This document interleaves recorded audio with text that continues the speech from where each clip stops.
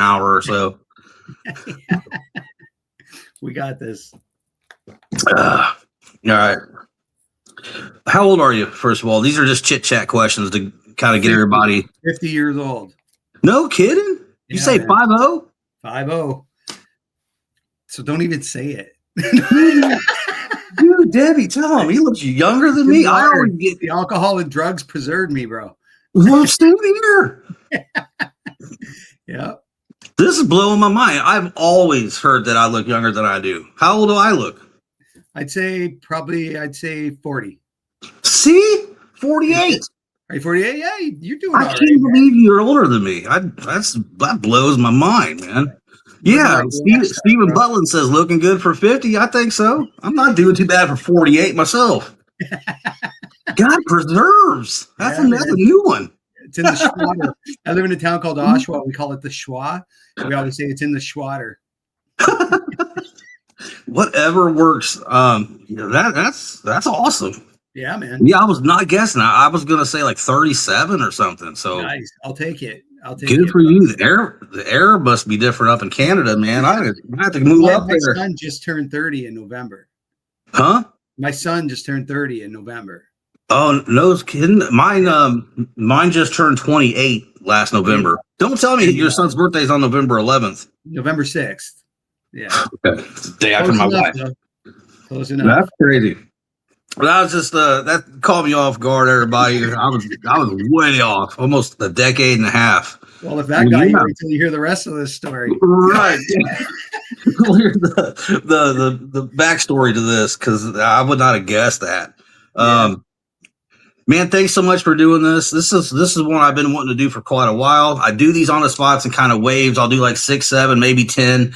And then I have to just take a break for a little bit, because that's a lot to, it can be, heavy sometimes. And there's a lot of other stuff to do. I don't like to just flood that, but I love doing these. I feel like it's part of what God's got me here doing. I feel it's absolutely necessary for somebody who has had that God moment, whatever that means to you, and on a daily basis, that they're really pretty much required, my personal feeling, of telling that story about what God has done for you that none of us was going to be able to do for ourselves. Not in our wildest imaginations. I just think that comes with the territory. That's part of that surrender deal. So Chad Valyear tonight is finally going on the spot. This guy's a musician. You just joined some roster. I just seen a post. You got to talk about that here in a little while. Got a bunch of awesome acclaims. I read it. Comparisons to Meshuggah, which a lot of people may not know, but he's an author. He just wrote a book. When did that book come out? Up from the Dark is the title. August 24th. Yeah. I had a link for that. I was trying to throw it in the comments, but we can add that. You saw it. Yeah. Oh, maybe not on the live thing, but. She's on it. What else do you do? Magic, Pilates? Yeah, pretty much. Chef.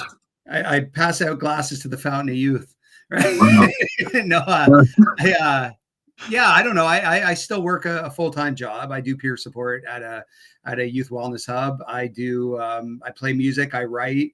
I try to be of service anywhere I can. Like I always say, my main goal is to give back as much as I took away from the world in active addiction. And that's going to be a really tough feat. We'll hear about it. We'll hear about it tonight. And it's funny because you said you have to every once in a while jump back, right? So, I work in a field, like I work in social work. I'm in recovery. My whole life revolves around helping others. So I actually just went through some burnout and fatigue, right? Because I wasn't filling my cup back up. Right. And everything just started becoming like exhausting. Right. Yeah. And even doing good becomes exhausting. Yep. Right? And in my head, I'm trying to rationalize it because I'm thinking like, I got to give back. And like when I'm not giving back, I start feeling really guilty. Like, why am I not doing something? And I have a hard time, doing nothing because I feel lazy, or I feel like I should be doing more because, me and a few of the guys that I'm really close with, one of the mottos is do more always. I like that. Because it's like, but take a break now and then. They need to and add. I had to learn that balance, and that was really difficult for me. And it put me in a bad way. Like what I noticed when that happened was I started. So first of all, when that happens, I start pulling my will back from God. First and foremost, it's the first thing I do. I take my will back, right? And I start thinking, really ugly things again. And I start talking in a way that I try to refrain from talking like, you know what I mean? Like the way I would talk when I was out there doing the things. I start thinking like that and saying things that are unwarranted and mean and taking things personal. And it's just like all I had to do was rest and pray. And I could have got through that. But instead I dragged it out because I'm thinking I got this, because I always do that, right? And I just always think I'm going to be able to manage. And even after all this time, I still don't turn it over as often as I should in any capacity, right? And I don't know what that is, what it is about who I am that sometimes doesn't allow me to lean in as deep as I should. Even though I know it's there and it's real, I don't utilize it as often as I should. And it's one of my things that I'm really learning how to do is fully trust. Right. Yeah.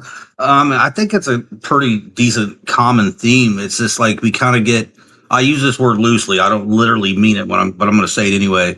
We kind of get addicted to redemption. Yeah. Like, oh man, we want to assume when I say we, everything I'm saying, I want to say from my own personal experience. So nobody thinks I'm preaching or saying that's like a universal thing, but the ones who have made it back from that pit of hell, that have a story to tell, they get like thanked at a meeting or an interview for telling their testimony. I don't care if it's serving the homeless, whatever it is, it starts to feel good, and that's real stuff. And it could become like addictive to where like, man, I got to do all this stuff because I lived a certain way for 20 some years. I've done burnt bridges that are the foundation's gone. Like they can't even be rebuilt. So I got to do all this stuff. Right. And I get used to that too. And then you get asked to do more, and it's hard to say no because like it's selfless. Right. Okay, well, sure. Cause I got 2 decades of being selfish, but it comes back down to, I always got to remember something I learned recently, really in the last year, was that grace by which we are all here and forgiven, once that's accepted, it can't be earned. There's nothing we can do to earn that, because if we could, then it would take away the meaning and the righteousness of that grace. Like if it was something we could go out there and attain by the best of our intentions and our resumes, then that defeats the purpose of why God had to send his son in the first place. Right. And the other thing too is like one of the things that I try to keep in check, because early on in my recovery, right, and before I was walking tight with Christ, everything I did, it wasn't ego, like as in like, look at me, but it was very important for me to be doing great so people could see that I was serious. Yeah. And I was more concerned with people knowing that I was doing well than actually doing well. Right. So it's really easy on social media to make your life look wonderful. Right. Nobody posts up their bad pictures, except you get tagged in those ones and you want to get rid of them. Right. I always get tagged in the ugly ones, but you know what I mean? Like I just, and it took a while for me to kind of step back and go, okay, none of this is about me anymore. And I don't care who knows if I'm doing good. There's only one person I care about, that, you know what I mean? Aside from wanting my children's validation, but I mean, at the end of the day, he still comes first. Right. And I just had to really check what my motives are when I'm doing well. And I don't have to do that today. Yeah. Like when I'm doing something, it's completely altruistic. I don't talk about the charity things I do, or, if I'm giving money to a homeless guy or, the things I do, I don't need to tell people that. Like you won't see me taking the selfie, giving a guy a sandwich. Like I've never bought into that, or telling people I'm going out to feed homeless people. Like I don't take pictures of that stuff. Yeah. Right? I've met plenty that do that. I mean, I totally understand that the real reward is in heaven. So if we boast about the things that we're doing down here to get some kind of reward, validation, or pat on the back, or whatever it is, I mean, that kind of takes away from our reward in heaven, which is eternally valuable.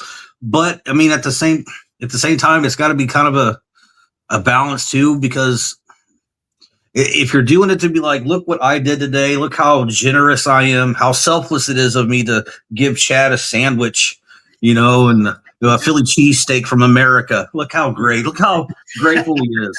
Yeah. Oh, that's all. Then you say, oh, that's God's got me doing that at the end, like it's an add-on, right? Yeah, it's disgusting. It makes me feel that's bad. Stuff.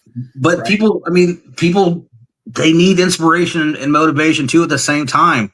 So it really it really depends on somebody's intention. So like if they kind of want to draw we could serve together. We'll go. Yeah, you want to get in on this? We'll go to the homeless shelter next week.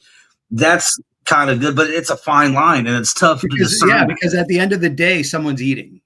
Yeah, you know what I mean. So it's like if they're going to eat and get, some guy's going to take his selfish picture feeding somebody, that guy still got to eat. So I mean, I try to have certain, it's just like anything, when you just see people doing things for the wrong reason, if things are still getting done, sometimes you may have to swallow it a little bit and just be like, because God can correct that. Even if you mean to come in there and get all the glory and the credit for that, like I fed this guy, God's like, the guy's got a full belly tonight. That's it. You're not gonna take that away from him. And it's still God that provides whatever you're doing for somebody else. God's putting you in a position to do that with the materials, the food, the money, the whatever it is. And if you need that validation, then you'll answer for that later.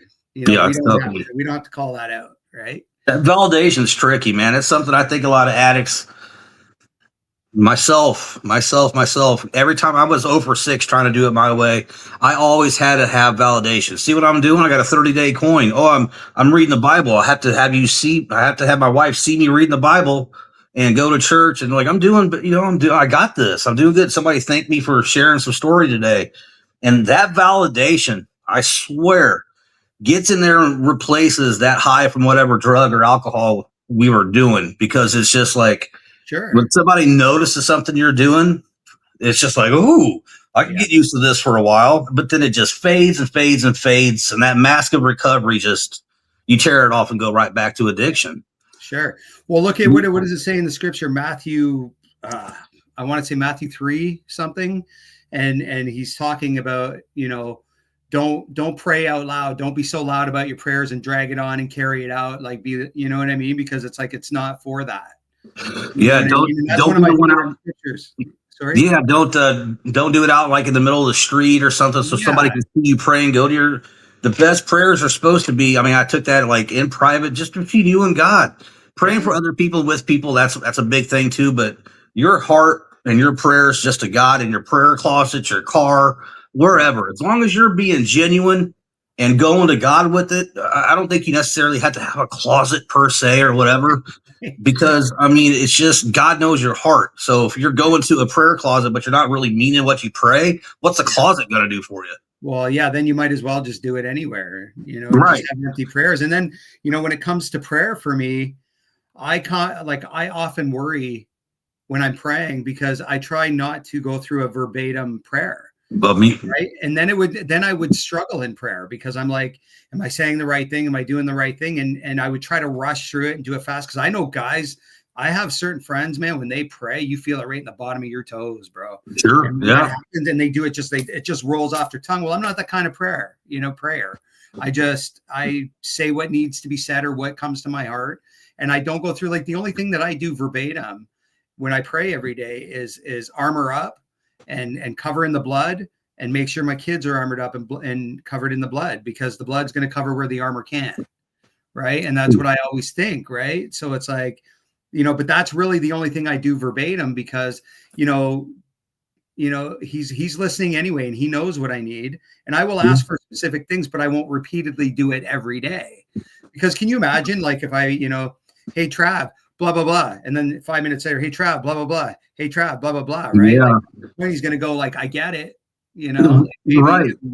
No, that's almost this, Heavenly Father, the parent, like, it's like, if you're not going to give something to your kid or let them go somewhere and they keep asking,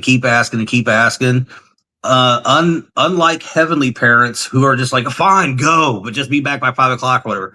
God don't give in to, he'll give you the desires of your heart, but in his timing and in his way, really.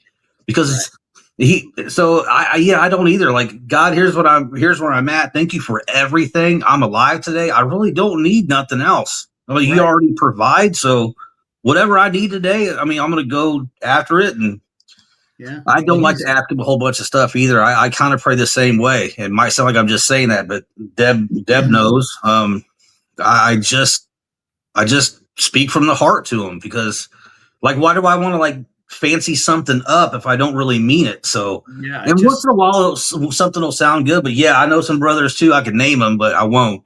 But I mean, they could just, Heavenly Father, we come here. I'm like, wow. And like, you could hear them meaning it too at the same time. I'm like, this isn't really showy. I'm like, I'm not a prayer like that, like you said, but I mean mine, and he knows I mean mine. Otherwise, I wouldn't do it. What's the point? God's like, why even bother? I know you don't mean it.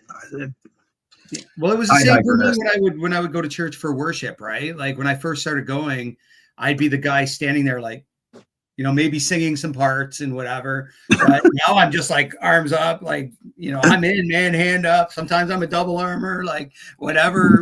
Double armor. I love that stuff, man. And like, it's funny because I love church, man. Like I love my church and I love going. And it's like, and every once in a while, I think it's the enemy gets in my head and goes, you don't need to go this Sunday, right? Mm-hmm. I took my nephew to a concert on Saturday. Right. And my church right now, they do 3 services because we have so many people and the church isn't big enough. Right. So we're doing 3 services. So I was blessed enough that I could miss the first one at 8:45, but I was contemplating not going at all. Right. And I woke up like, and in it with enough time to go to the early one, but I still dragged my butt and went to the second one. Right. But in my head, I'm going and he just doesn't let it happen. Like, I know when it's him in my head because it's things that I wouldn't think or say. Right. So when things are, when he's saying, yeah, I don't think so, man, I woke you up in time to go to the first one, and I remember there was a time when I was working 6 days a week. And I can remember the only day I didn't work was Sunday. And this was before I really came to Christ. Like I had reintroduced myself to him. I had asked him to show up and he did. Right. And I remember still like not fully surrendering, you know what I mean? And I wouldn't go to church on Sunday. And I remember a friend of mine convicted me hard, man. And she's like, so why aren't you going to church? And I'm like, look, man, Sunday is my only day off, and I deserve to sleep, man. And she goes, yeah, you're right. You do deserve to sleep. I mean, he was only tortured and beat and he had to drag his cross and his only reward was broken people. But hey, man, you sleep in on Sunday. I have not missed service since, man. Even when he's trying to, you know what I mean? Unless there was something that really prevented me from being there, I have not missed service, man. Right? You cannot tell me there's a good enough excuse to not be there when he did that for us. Right? I skipped out Sunday. Now that you bring that up, I was planning on going. We got some breakfast. I kind of waited, and I was like, it's cold. Just no reason other than I just chose not to. But way to put me on the spot there, bud. And now that you said that with the whole, it's tough. And this is a church that I really kind of lean into. I love the spiritual advisor they have and the pastor. Yeah. And I love what they preach. It's really gospel based, and they're really into their congregation, interacting with them. It's just. I won't even attend if the pastor isn't bringing scripture into it, following what he says up with scripture, because then it starts becoming really opinion based and how they feel about something. And to me, it was like, for me, when I found the church I go to, it was because, well, first of all, that's a whole story in its own, but there was a pulse in there. When I walked in there, it was like, I knew I belonged there. Right. And there was a feeling that I never got from any other church that I'd gone to. And when I walked in there, I was like, this is my home, and I need to be here. And the more I go, it's like, it's just, if anything ever happened to my church, I really don't know what I would do. I know there's other Christian based places that I could go that would be wonderful. And I'm sure the pastor would have a great message and, but when you're home, man, you really don't want to give that up or lose that. Right. True.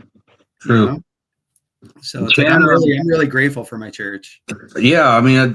I'm kind of feeling that way too. I think I had another one a few years ago, but there's some backstory to that, and they've kind of I can't say nothing about it bad about a church. I really won't do it, but I've kind of felt a little bit detached, not as home, and I think I might have made myself feel that way years ago when I was just still doing like the vicarious recovering thing.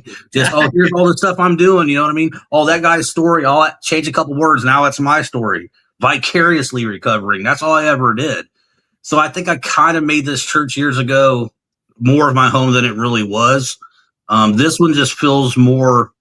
I don't want to use the word organic, but that's a pretty good word. Right? Like it keeps pulling me to it. Sure. I mean, that speaks loud, right? Because I mean, you know, again, that wouldn't be your thinking, right? Yeah, something saying like, well, we know who's saying it. Like, you need to be here, right? I'm drawn to it, and they did. That's a lot of stuff. I got to talk to you off of this. This is your interview, but yeah, no, cool. There's plenty of extra reasons why I like this church and I love this pastor. I don't want to mention that right now, but. I'll talk to you some other time, or maybe we'll get into it later about how much I think deliverance is huge, especially for addicts coming off of addiction. I don't think that gets brought up a whole lot in rehab and no, it doesn't, stuff like this, but it's crucial. And I would love to talk to you about.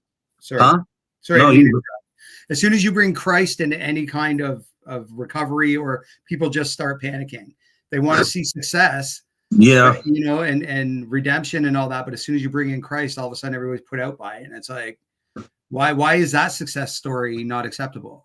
Yeah, but see, at the same time, it's like, why are people still wanting to see success? And like, because I mean, they have nothing but a history of their own failures that look like successes time and time again, but they kept failing. So obviously, your way is not going to work anymore. Yeah, well, exactly. I mean, so it's like, I just stop being so stubborn for the devil. Yeah, well, for someone like me, I'm not just a guy who followed things or followed people, or just like somebody would say something to me and I would just take it as truth. So if all of a sudden, you know, Chad Valyear is going like, God's real, man, and I know it to be real, and I'm going to give my life to this because I know it, I feel it, like this is the thing, you know, and you're not going to be able, you could kill me tomorrow, and I'm telling you on my deathbed, I'd be screaming his name, because I know it is that real. And the thing is I've used this analogy before, and it's like, you know, if you saw an alien, say you just saw an alien, right? Now you know that aliens are real. Would you be able to stop talking about it? Right? No, not a chance, right? Ironically, some people would call you just as crazy for mentioning either one. Oh, you're doing the God thing, man. And that's what it is. Like, people, you know, I got people that are close enough to me that aren't believers, that we have a good sense of humor with each other, right? And I can respect a good joke at my expense, providing I'm in on the joke, right? Like, I don't like being made fun of. But, no, that's a different. You know, if you want to joke around me, that's cool. Like, you know, I got friends at work that joke around me, and I love it. I love that kind of humor. I got my sister, my one sister. She's always busting my balls about my faith, and you know, because she's the crystals person, right? And it's like, so we just have very differing beliefs, right? And I love her, like, I love her regardless. So like, we can joke around. We have that. I think she's watching. Is her name Kathleen? No, Kathleen? Kathleen, no, but she's the Kathleen Elizabeth says he loves crystals. Yeah, she's the crystals. No, she's one of my besties, man. I was like, let's get into that.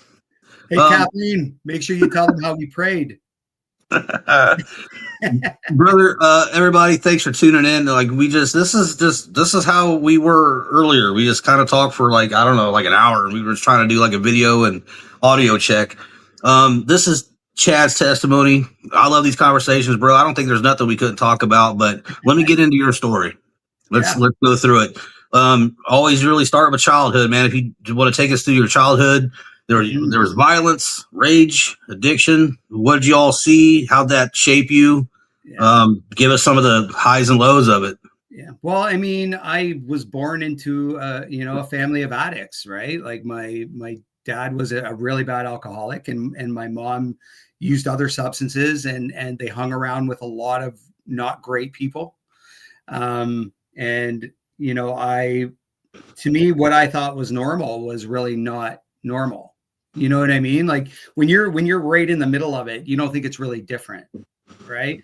And you know, I've said this before, like I didn't know it was different till I went somewhere else, right? And there isn't chaos. See, like my dad altogether, he had 12 kids, and I have a stepsister from my mom's husband, right?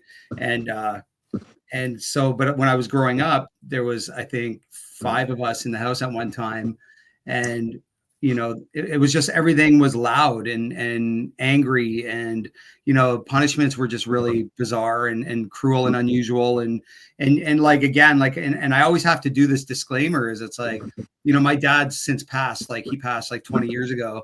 And, you know, my mom is not the same person either. My mom has gone through her journey and we don't have a relationship, but you know, I know she's not the person that raised me. And I'm happy about that for her. You know what I mean?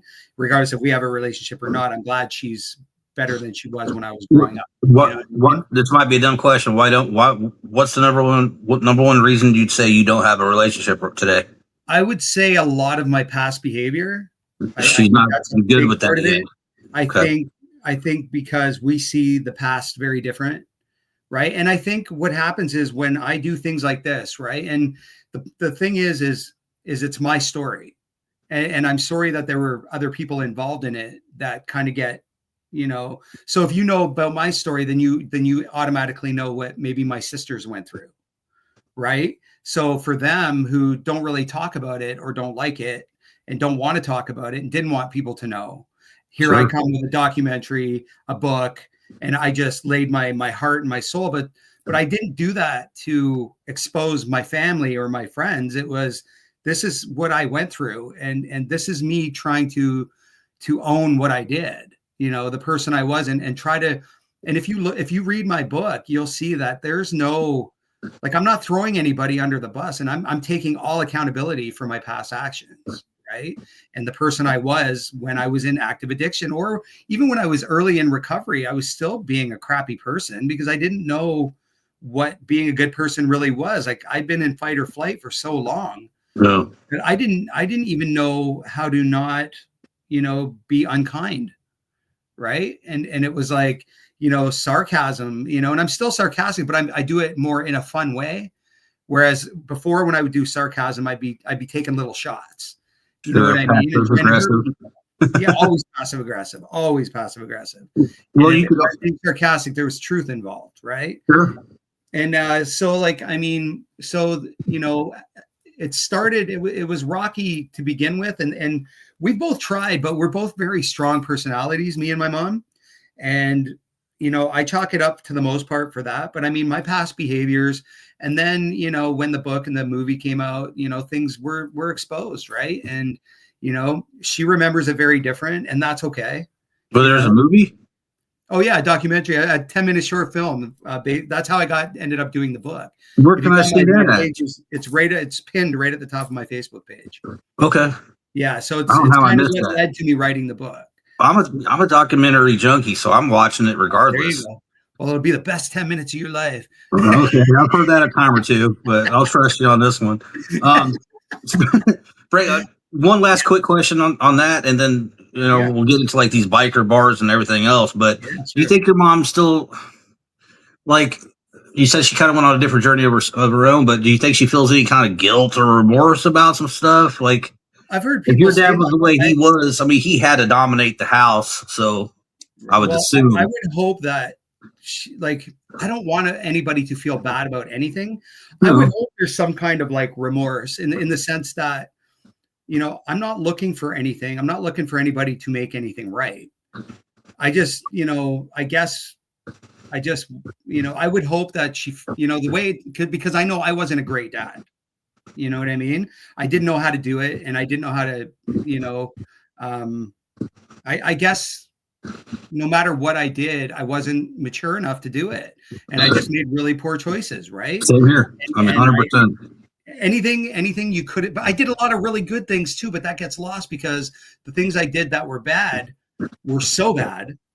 You know what I mean? That people forget, you know, there were picnics and there were times we went to, you know, Niagara Falls, or there were times we did things as a family. The heart was in it. Your heart was in it at I times. loved my kids more than my life, dude. And the only thing I didn't love my kids more than at the time was drugs. Huh? Right. And I hate to say that, but it's a fact. It's a it's a common theme. I mean, anybody that's listening right now would have to be shaking their heads, yes, because I guarantee you, anybody that's been into drugs and alcohol that bad was definitely having to like balance the like child and the alcohol. I mean, they've done it. Many have lost. Well, I had to correct myself one time because I was not arguing, but I was in a heated conversation with somebody. And I said, I would have done anything for my kids. And then as I'm saying it, like I felt convicted. And I was like, no, because if I would have done anything for my kids, I would have stopped using drugs long before I did. Yeah. So that's a lie. And I have to own that that's a lie. But now as much as I hated just saying what I said a minute ago, it was the truth. Yeah. Right. And then even when I wasn't like, using drugs, I was so selfish, self-centered, and self-seeking that I did not know how to be a normal human. Right. So everything I did was not good. Even when I was doing good things at times, like I run into people from school that'll say, you were always a nice guy. And it's like, I was to you. Right. Like I was to some people, but to some people, like when I got dirty, man, like I got dirty. Right. And there were, and then it wasn't, I had loyalty to all the wrong people. I was doing all the right things for all the wrong people. Like, there's my children's mother begging me to just pull my life together. But I'm out, doing things I shouldn't be doing and keeping secrets for people and helping them do things I shouldn't be doing and staying loyal out there when I couldn't even be loyal in my own home. Like that's how messed my mentality was for that time frame. Right. So, yeah. What did if you could say like one thing, and this might be like an easy question, really, but like what did your upbringing and your home lack the most? Stability. Yeah.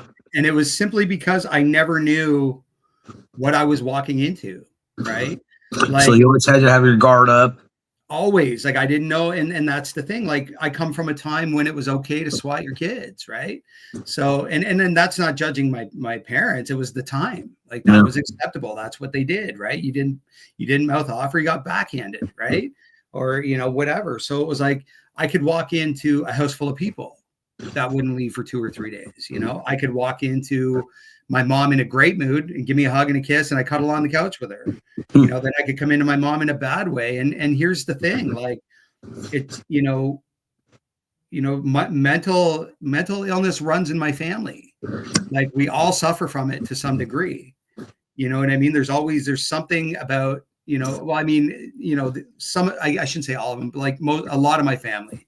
Right. So we all suffer from something. Like there's some kind of anxiety or depression or something that's going on. And I know that, I had somebody say to me one time, and I think it might've been my oldest sister, Angela. She said to me one time, we were talking about my dad because I had a lot of resentments with him. Right. And my dad was he was Catholic. Right. So when I watched him act the way he acted as a Catholic, and I don't follow a Catholic, faith right now, like at all. It's Christian, right?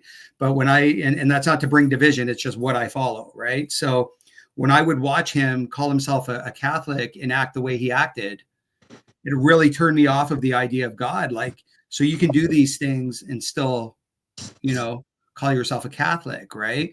So I just, and I remember my sister saying to me, even if dad would have got help, it would have been years before he was a normal guy. Because my dad was brought up in the residential schools, right? Like my dad was in reform school, and it was one of them. I forget where it is.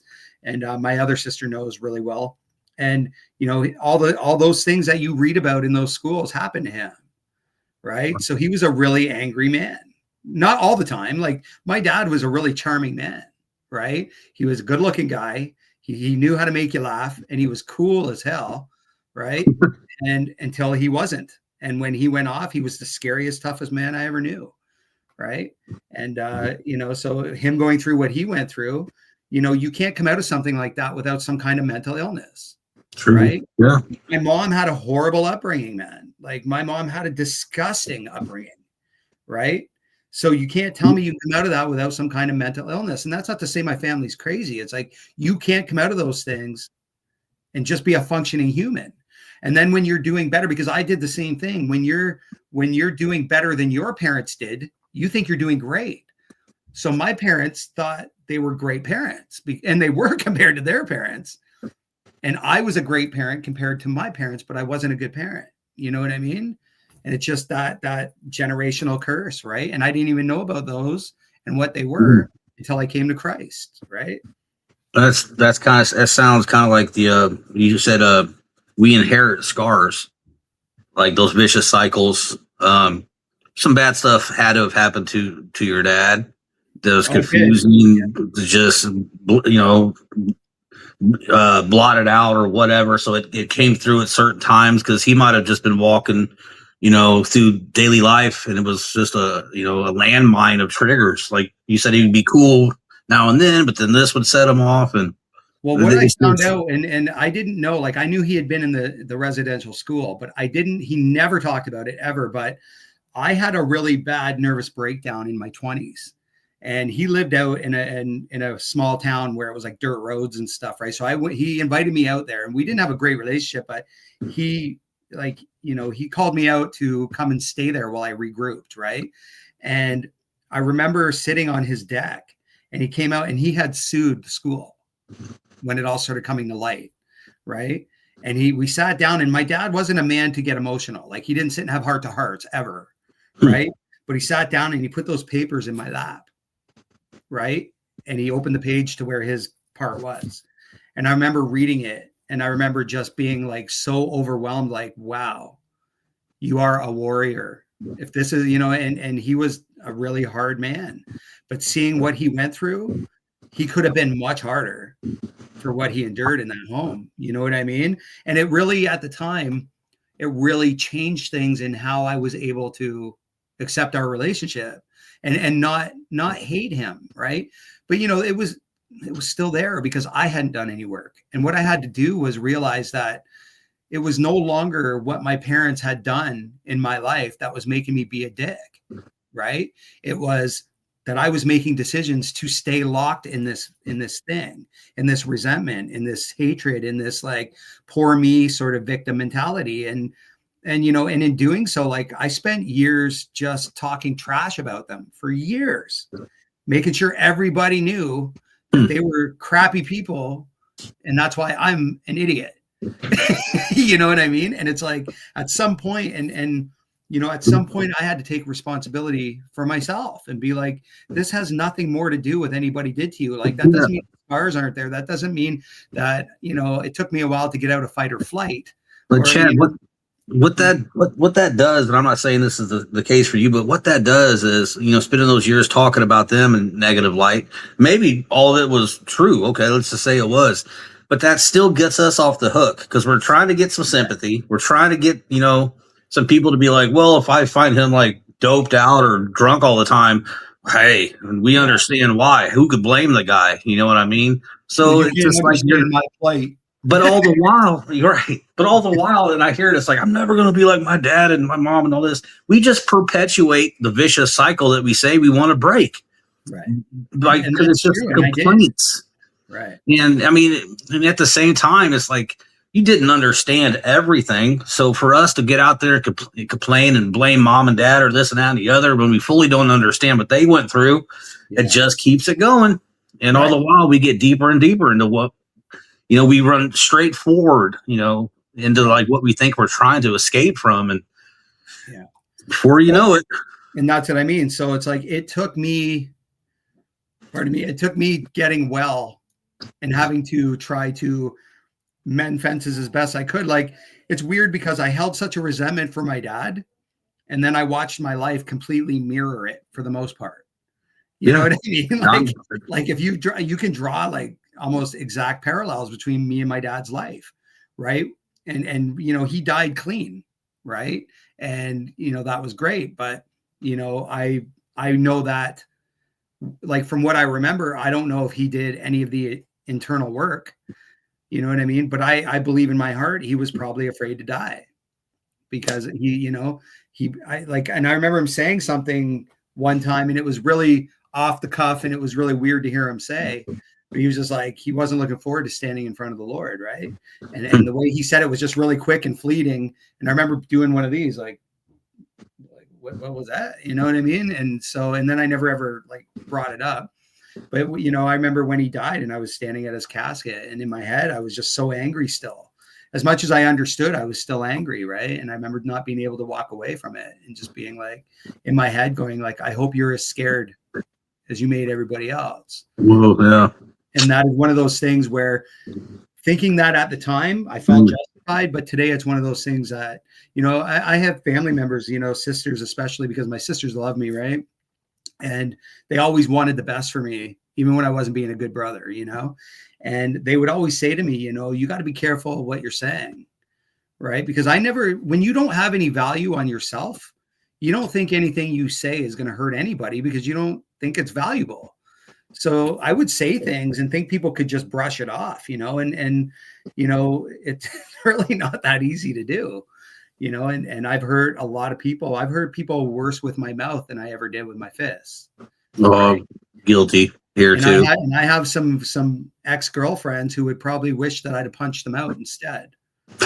Right? Yeah. I actually had one say that to me one time.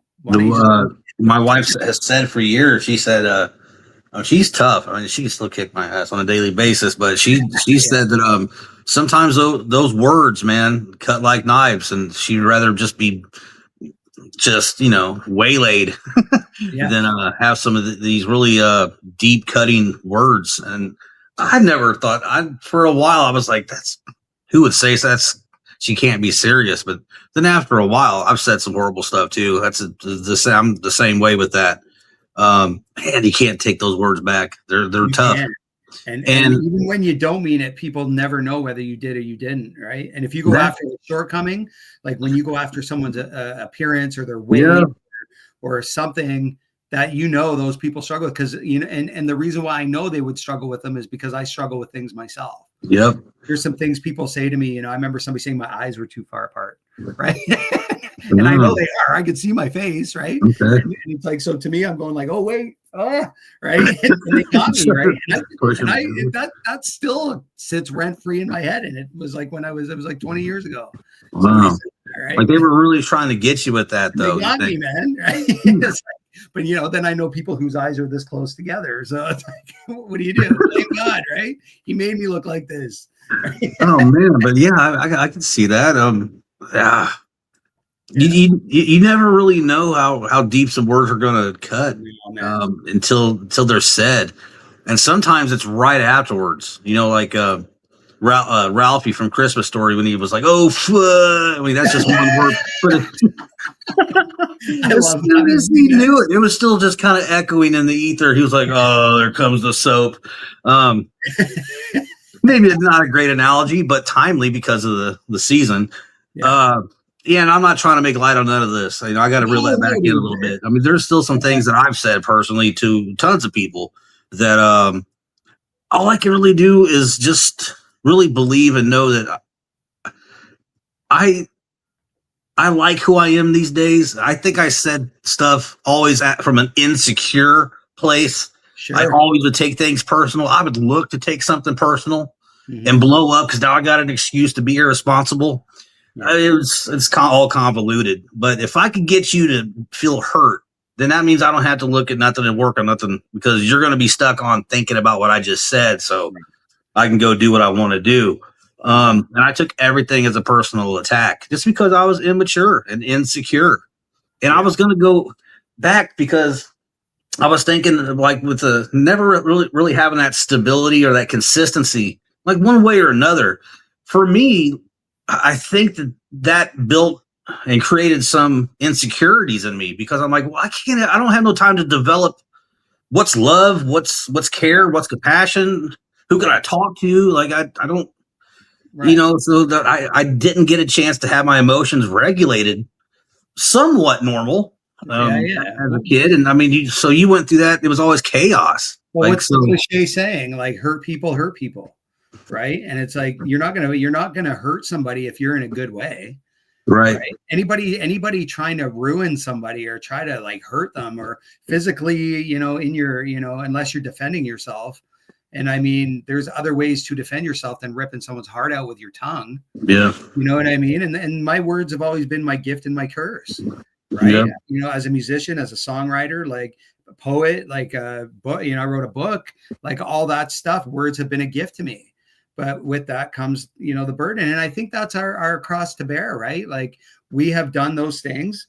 And, you know, I guess it's one thing. So like when somebody will call me out on something from a long time ago, you know, like, and it's not uncommon. It doesn't happen as often anymore because my life is so drastically different, you know, but when somebody calls me out, it's a lot easier for me to go, yeah, I did that, than go, yeah, but, you know, it's like, no, you're right. I did that. Like, what can I do to make it right? Yep. Oh, I'm sorry I did that. And, you know, I might've done it for the right reason. I might've done it for the wrong reason. Some things that I did that were dark, I still stand by, you know, and I don't feel bad for some things I did that weren't savory, you know what I mean?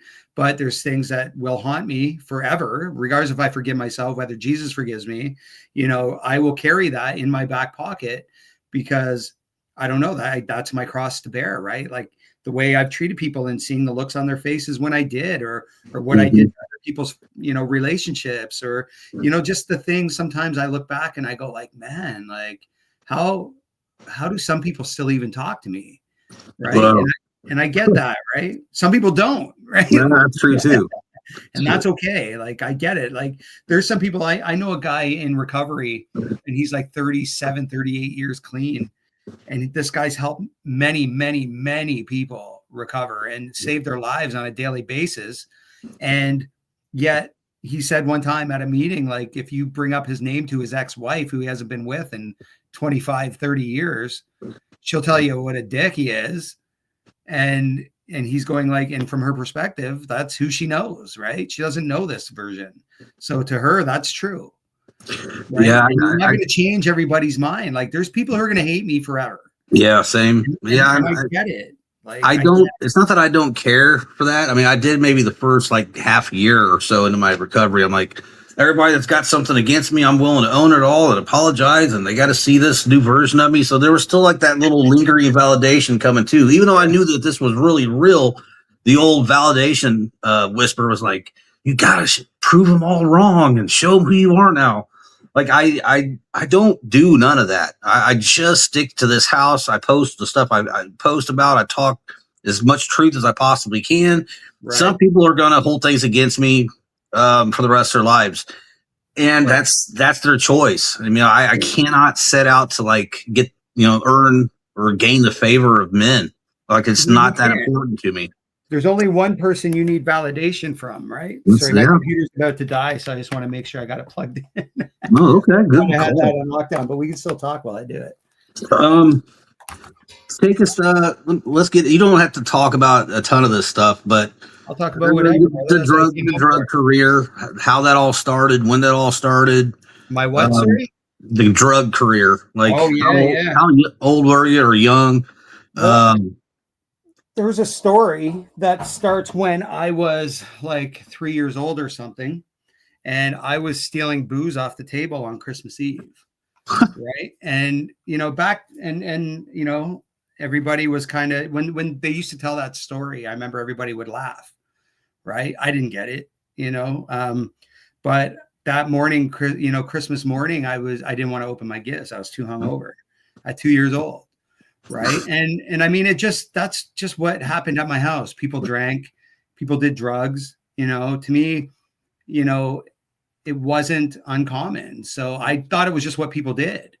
Right. So, you know what, by the time I'm like 10 and 11, I'm stealing dope off my mom. I'm stealing booze out of my mom's house, like running outside, drinking it, stealing it, like everybody be partying around us.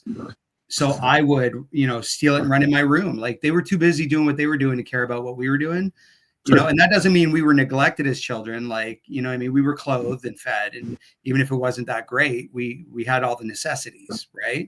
So, you know, it started there, and it always looked like a lot of fun to me, you know, until the end of the night. And then it would always get ugly by the end of the night, unless it went on for a couple of days, which it did sometimes. Right. I'd be, you know, sometimes I get up to go to school and there'd still be people there, you know, and still going, right. And, you know, and then go to school, you know, after you've kind of been up listening to everybody party, and I still managed to pull off really good grades for a lot of years until I just couldn't. By the time I think I was like straight A's, and then I failed grade 7. Right. And it was just like, nobody was asking questions, and maybe it was because of the people that I grew up around. Like my parents grew up around some heavy hitters. Right. And, motorcycle clubs, just not just motorcycle clubs, but like people from motorcycle clubs and, a lot of bad people were in and out of my house. Right. So I was just like, and I'm not crapping on motorcycle clubs, but, not all of them are good. Right. And, I just saw more than a child should see, so like I said, when what looked like fun to me, as soon as I was old enough to steal the booze, I would drink till I passed out. Right. And it was never like just, I wouldn't get to that feeling and be cool. I would just drink till I was blacked out.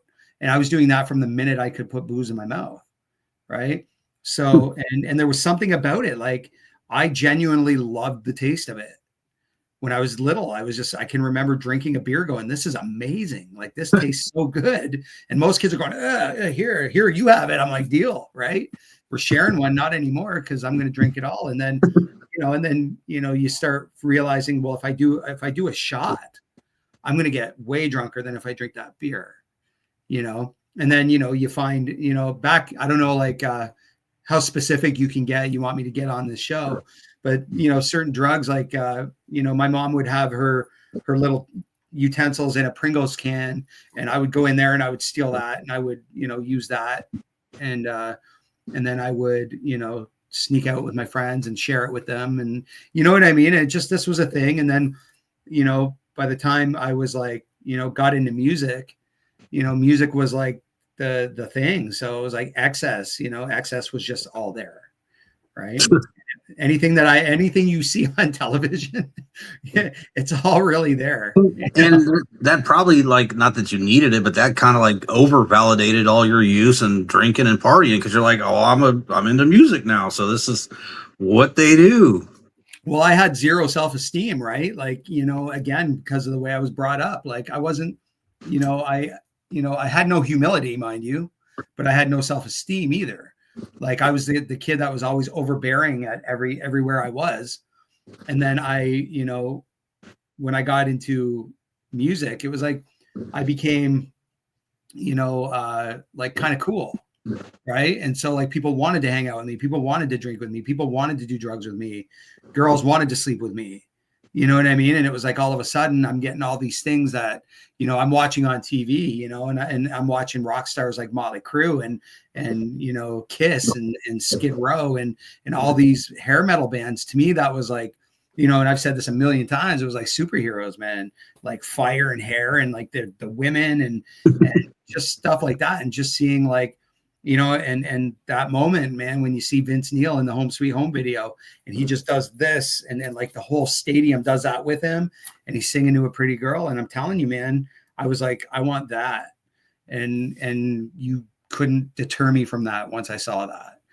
And then I started doing it. So it was like, and then when that started happening, I became a cool guy. And it's like when you're, I grew up, the fat kid, right? And then all of a sudden now I'm a cool guy in a band doing the thing. And that was back before everybody was in a band.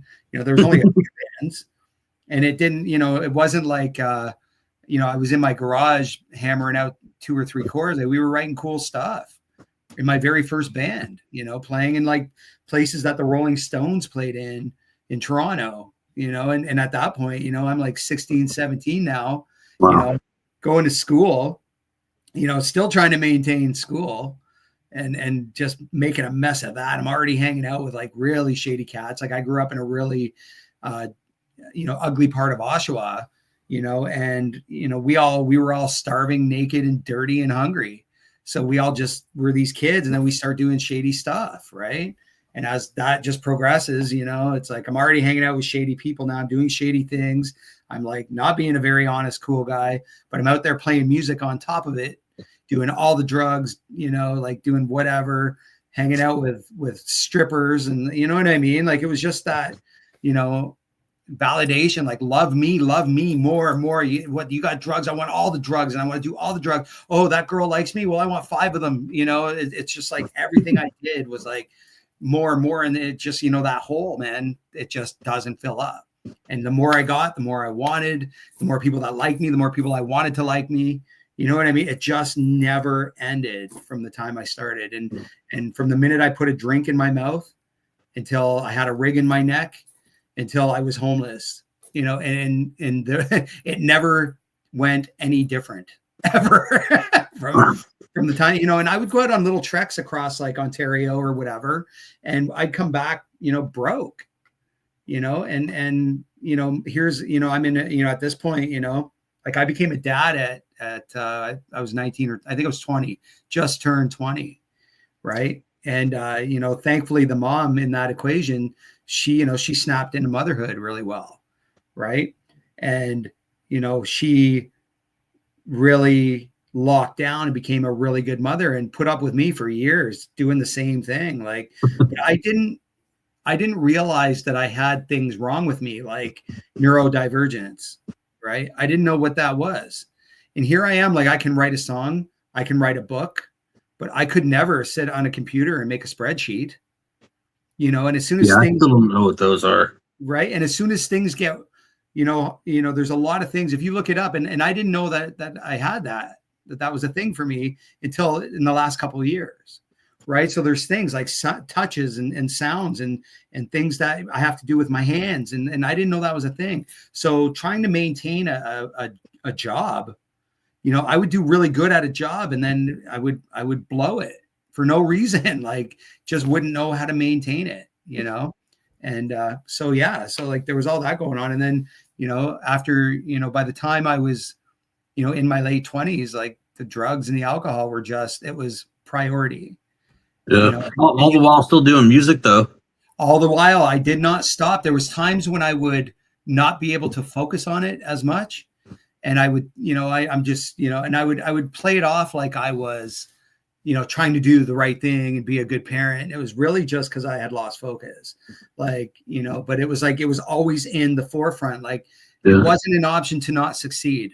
Was you a good bandmate? No. I was at first, like, so I was in a band called Undergods for like, we were together like 7 years, and we were getting label interest, and we were doing little treks around, and we were building quite a following. And we, at one point we were working with like 3 different labels, talking to 3 different labels. I shouldn't act like, they weren't saying here's a record deal. They were saying like, we're interested in you. Let's talk more. That was the kind of stuff that was going on.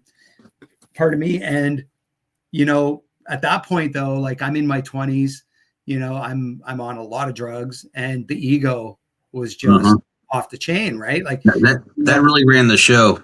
A drug addict lead singer, right? Like what more could you ask for, right? So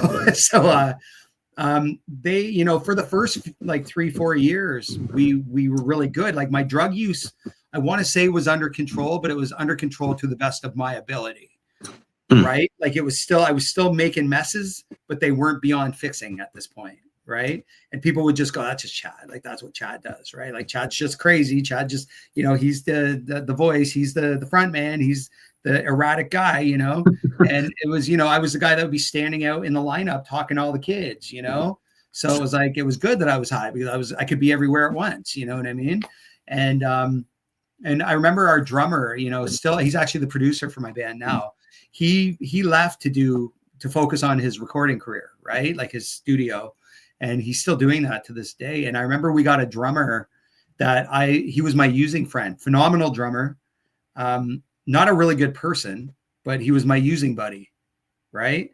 So, that's when the last 3 years of that band was just like downhill. And basically that band just became a way to use dope and have an excuse, to be gone for a few days on a run, and then finally they, that band fell apart, and I'm still friends with all of them. Thank God. Like they're really close friends of mine still. Why they would even talk to me at this point, I don't know, but I'm grateful, and I'm very blessed because they know who I am. They know my heart. Right. And they know I never did anything maliciously, but I cost them too. Yeah. Right? Like I didn't just cost myself, the opportunity to be a successful musician. They put a lot of their life, like they put 4 or 5 years into that. Well, sorry, 7 years. Right. And I ruined it for us. Right. You had you definitely had a passion. Like you may have felt like you had a calling and for music and everything like that, being out front, you had the gift of writing and everything. And, starting at 2-3 years old, you kind of fit the bill for the front man in a rock band. Like you were already, using and drinking and living that whole lifestyle that everyone assumes comes with that, and which does for the most part. But continuing to use and going through the years, did the music and touring and writing, did that just kind of start becoming a means to continue to party? That's all it was. Like there was no passion after a while, right? And I'll tell you, and this is one of the many times that God showed up for me and I disregarded it. But I remember, so the people who introduced me to God when I was a teenager, right? It was my grade 9 music teacher and his wife, who are still my dearest friends today, right? And I remember I went up with my two oldest children and their mother, and I went up to see them, and I spent a weekend there. And I remember they said, "Are you coming to church on Sunday?" And I believed in God, but I had no relationship with him, right? There was no relationship there. And I remember going in, and he's, my grade 9 music teacher, Ian, he's a phenomenal musician, like one of the greatest musicians I've ever known. And I've known a lot of musicians in my life. And I remember him saying, him and Linda, his wife, were saying, like, are you coming to church tomorrow? And that was Saturday night. And I was only there in a pair of khakis and a basketball shirt, right? And I'm like, well, can I go like this? Right. And they were like, we would love it if you came like that. Right. And I'm like, oh, that's how real church people are. Oh, okay. This is cool. Right. So they don't think I'm ridiculous. They're telling me I should come anyway, and they're going to be proud to have me there. This is cool. Right. And I remember getting in there, and he was he was doing the worship music. Right.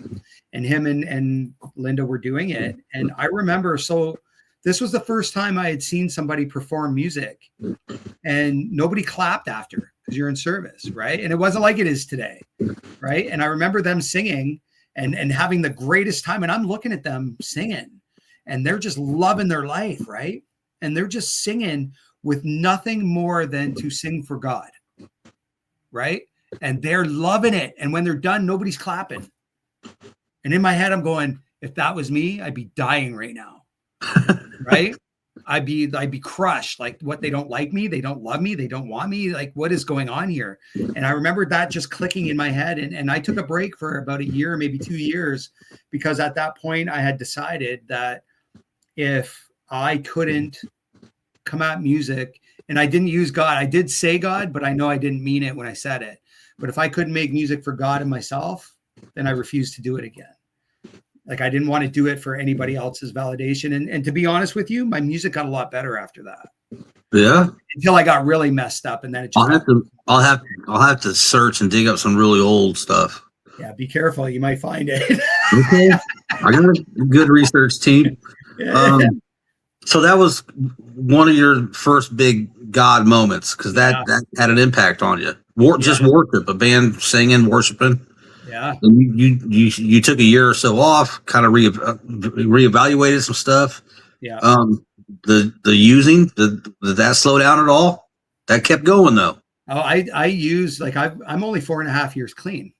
Yeah. Right. And I don't say only in the sense that it's not relevant. I'm surprised it took me this long to ask you that, by the way. Yeah. No, it's all good. Amateur. And so, like, I didn't stop using, I went through a phase where I only drank, and I stopped using hard drugs for about 4 years. I would drink till my life was a mess, right? But then it only took finding dope again, and then I was just like, I found an 8-ball, right? And I wouldn't have found that in active use, but I had been clean, and that's the enemy, right? That was the enemy putting that right there in front of me and going, how strong are you? And I wasn't strong at all, because I couldn't say no to it. And that put me on a 2.5-year run, right? And, like, when I share that story, mostly, I don't ever say it was the enemy, but that's the only thing it could have been. Like, I don't believe for 1 second that just some dude dropped that much dope at a car wash. Like, I just don't, you know what I mean? Like, I know he did, but what led to that? You know what I mean? And it was like, and that took me, like, the enemy almost had me, man. Like if I'd have went out at that time, I would hope that God knew my heart then, because it was still there. But if I'd have lost that battle, man, that wouldn't have been good. And I mean, it's so risky, and I mean, because you didn't really know exactly what was in that. That could have been anything. That could have been your last. Could have been.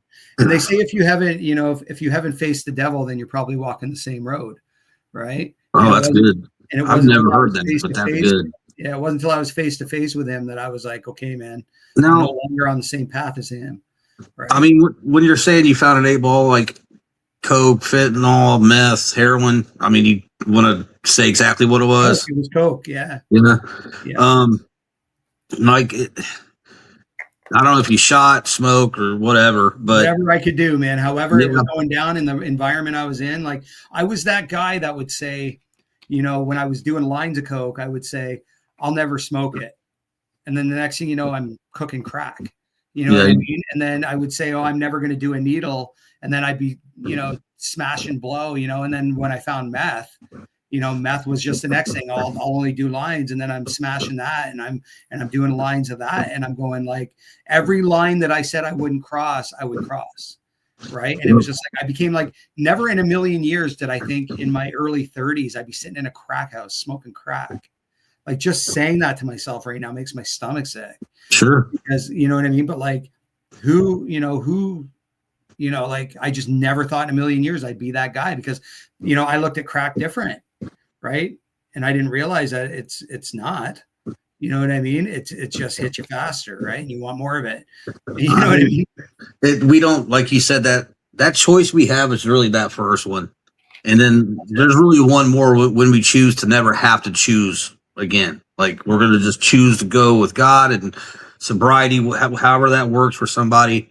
But that first choice when we're just using the drug for a while and it's working, doing whatever we wanted to do it for, whatever euphoria, escape, numbing, energy, whatever the reason is, then it gets to that point. And I know you probably had a moment. I should ask people this more often, but I think for every addict, at least from my own experience, there comes a point where you're doing it, you're partying, you're doing it, but then there comes this line, pardon the pun or pun intended, where that like after you do this next amount, that you're not going to just, I'm going to slow down, I'm going to wean off, I'm going to dodge my dealer, I'm good, I'm going to go get a job.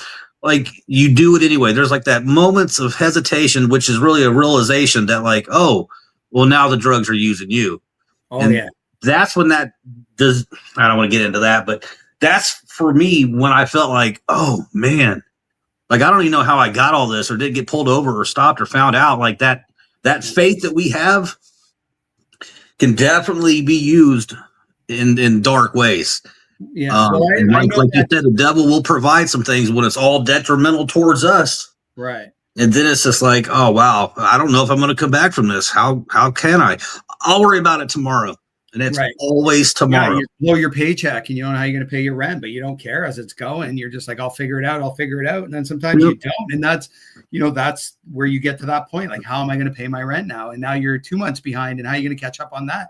You just end up in this cycle. But the two things from my experience that most addicts always remember is the first time they did their drug of choice and the last time. Right. And I can tell you the very moment that I did a line of cocaine, it was like, where have you been all my life? And I remember the very last time I did it. You know what I mean? And I just, I think that, and I can tell you the exact moment it turned on me. See, the exact moment. I remember the exact moment it stopped being fun. And I still used for 20 more years after that. Right. And it didn't, there was never a time, like every once in a while I'd have that good little run, and that would romanticize it enough for me to think that I could still do it. Right? Yeah. The euphoric remembering they talk about, which was a new term I heard in rehab. There's this, sometimes we could have euphoric remembering. We're like, oh, there was a pretty good party that one night, or I was functioning and working more. And this was good. Like there's always, the brain will do that after you have missed it so long, because it's trying to rewire and heal itself. And you're like, oh, it wasn't so bad. And then that starts to, like, if you have some bad days and bad moments and dodge accountability, Yeah. I'd be like, oh, well, it could probably be like that again. I just won't use as much this time. I know I overdid it. I'll just keep it to where, like, it was party and making me feel good. That's such a cunning and baffling and tricky. Well, it is. And we have the only disease in the world that tricks us into thinking we're fine. Yeah. And I've never seen anybody with cancer think they can just beat it. You know what I mean? Not even with, like, even people, like, they'll pray through it because they know they need something. Right. So it's like, why do we think we're good all the time? Yeah. I mean, like a person with cancer, I mean, they or with any other like disease like that, they don't have the choice to be like, well, you know what, tomorrow I'm going to have less cancer. And then I'm just going to wean myself off of cancer and then it'll be gone. Like, you don't run out of money for cancer. Yeah, right. But then there's never any euphoric remembering about the time I had cancer and went through chemo and radiation. Like, it wasn't all bad those times in the hospital or being on dialysis or something. I think I could have a milk chip today. Like, well, I mean, and that's the thing too. Like when you think about, previous relationships, right? Like, unless it was horrible, like really horrible, you will romanticize the good parts of it. When you're thinking about getting back together with somebody, you don't always think about the rotten things they did. You start remembering the good times and the good things they did. And to me, it was like the same. I had the same romantic relationship with dope. Like I never thought about the bad times. I was thinking like, this time it's going to be different. This time it's going to be different. Mm-hmm. It was never different. It's just not rational thinking. I mean, you don't, like you said, you don't think about, like, you might go to work and be like, okay, yesterday was a show at work. Today's going to be a better day at work. Or then you get there and it's actually worse than the day before. But it's just not a thing. It's not rational thinking. When we take in these substances and these toxins and they make us feel however, it's changing the chemistry in our brains, those receptors and everything else. So it's just offsetting. It's literally corroding the natural makeup of our brains and everything. Right. And so obviously we're not going to think rational. We just look like we're okay enough to get by.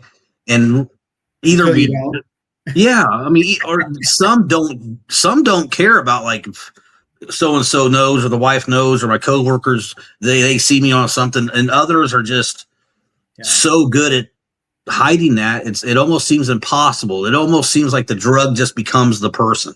They're the scary ones because you never know when they're struggling. Yeah, I don't like that. That's kind of how I ended up being. Was like I'd use a lot and just nobody knew. I was just normal, talked fine, did work, functioning, and I drove, took risks that I would never take sane. Driving around like something.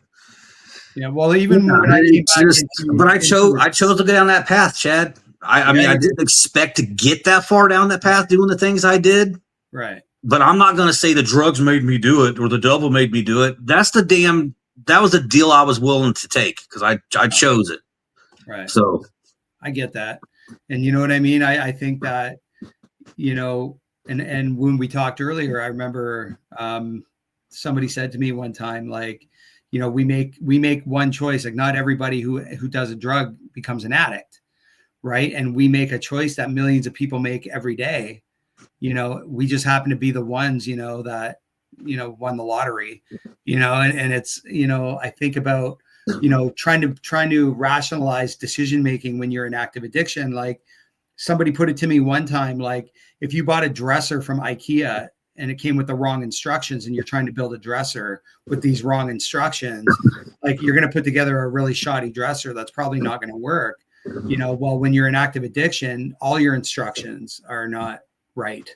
So how are you going to do anything solid? Are you going to do anything of any value when you're not even working with the proper instructions, right? And you walk around in a room of that's black for years and years and years like this, and you're smashing everything and you're breaking everything, and then you turn on the light, after however many years, and you look around and that's a pretty big mess that you got to clean up. And now you're going to be cleaning that up and you're going to be on your knees. You're probably going to be crying a little bit. You're probably going to cut yourself a few times. You're probably going going, what did I do, man? What did I do? How did I make this mess?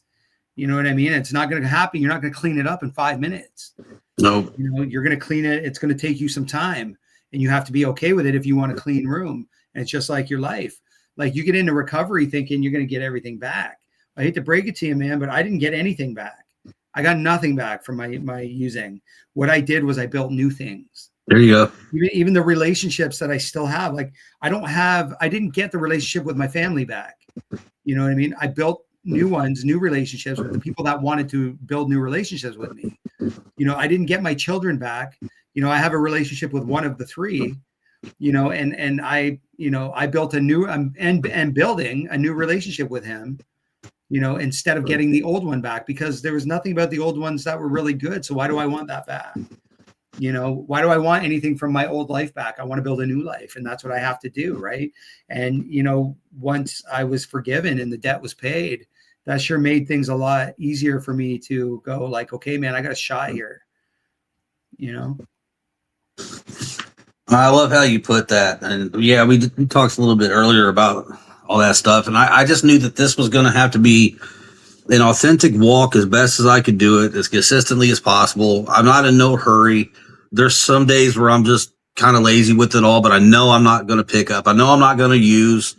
I tried to just, I got a really good relationship with God. I feel, I listen pretty well, you know, and stuff like that. That's all I kind of look forward to every day. I don't have a lot of plans and goals and ambitions and stuff like that I'm putting out there being like, hey, I'm going to go after this, God. You got me, right? You're cool. I am so cool and grateful for the little that I have, because it was everything that I was setting fire to for a little bit of this in my hand, a little bit, a gram at a time. Yeah. I was tearing it all away. So how in the world, or hell, pun intended, could I want so much now? And God's going to give it all to me because he gives me so much more back than I destroyed. And I get all that.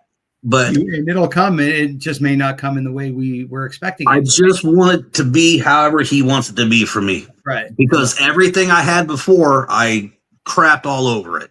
Right. So the things that I want, or the things that I think I desire or need, whatever he brings me, I know it's good for me because I didn't try to go get it.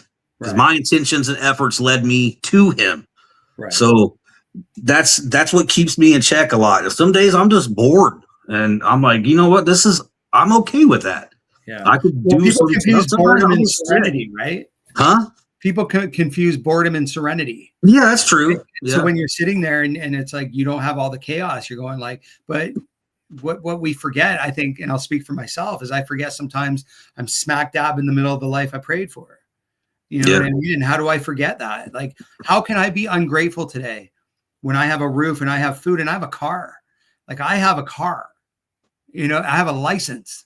I have all those things that most people like, or that I wouldn't have had, you know, had I not switched it up. And yet I can still find something to complain about. Like, how dare I, you know? Oh, my Argyle socks are too tight and my silver spoon doesn't fit in my mouth. You know, like, for me, right? I mean, you don't even complain about living in Canada. I think I have so much respect for that. I do. I struggle in this country, man. I really don't love my country. You can make it there. You can make it anywhere. You know, like I said, if they ever, we should talk about it. If you ever have to leave Canada abruptly, let's just say, don't come to Illinois. It's Canada in a little conch shell. No, don't do it. Yeah. Well, I got to go out to Atlanta in October, and everybody was telling me, "Oh, the States." I went out there and I was like, "I love this place, man!" And I went to see Pastor Northern Chicago, I should say. Oh yeah.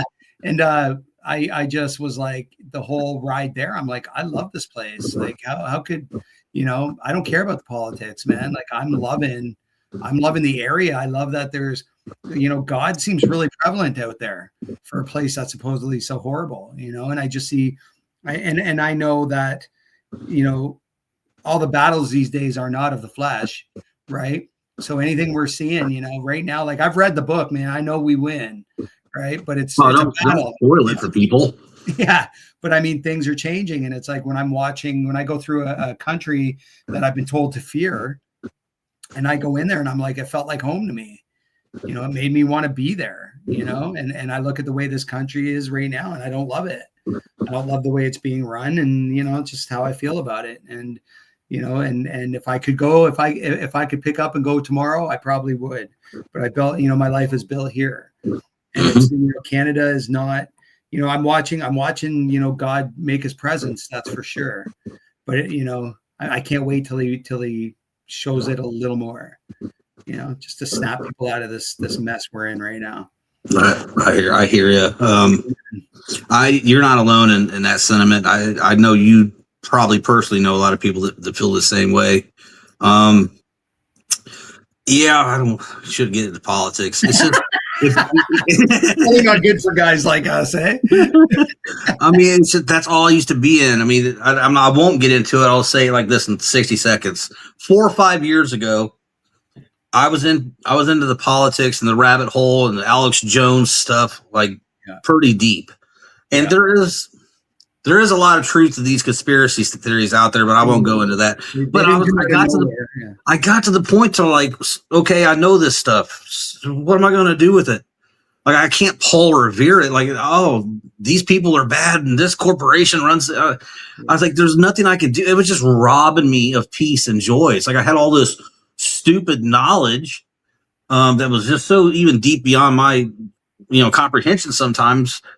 But I was just like, man, that's just robbed me of a few years. It's good to be aware of stuff like that. Sure. But if it's fear driven, then you're going to fear yourself right into a box and to be scared of everybody and not trust anyone. And if you don't have God in your life at that point, that's right. That's easy. What it always comes down to for me. And that's where I find the peace, because I was in such a fog and a funk for so long that I didn't know what was going on.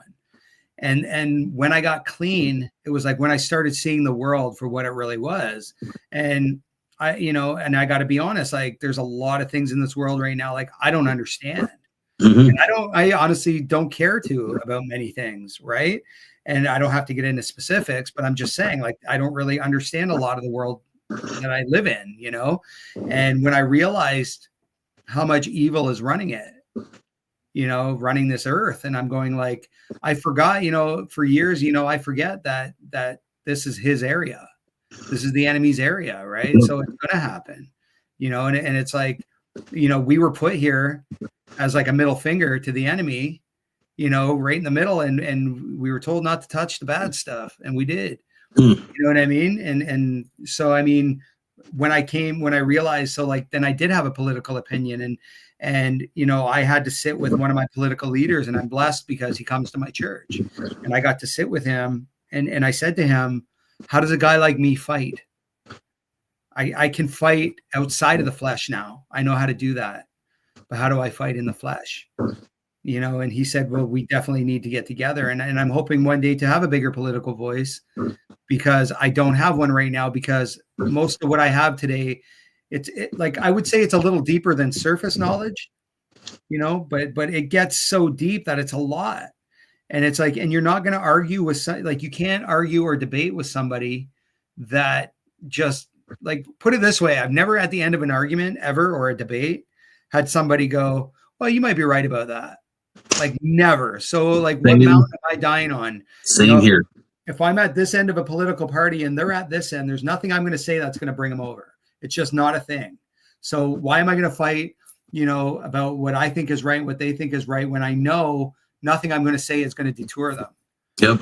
Right. So is that the mountain I'm dying on? No, I would sooner, because, we're not here to leave a mark, man. We're just here to prepare for eternity. And I'm not here to change your mind. If you want to talk about Jesus, let's do it. But if you don't, then I'm not going to, you couldn't convince me. I couldn't convince somebody that he's not real any more than you could convince me, or that he is real any more than you convince me he's not. You know what I mean? So it's the people that are interested by the conversation you have with them. The people that you could probably, it's hard to debate with someone that already knows everything. Right? Yeah. What are you going to do? It's true. And that was another conclusion I came to too. I was just talking, I would just want to do these political podcasts and stuff, these lives.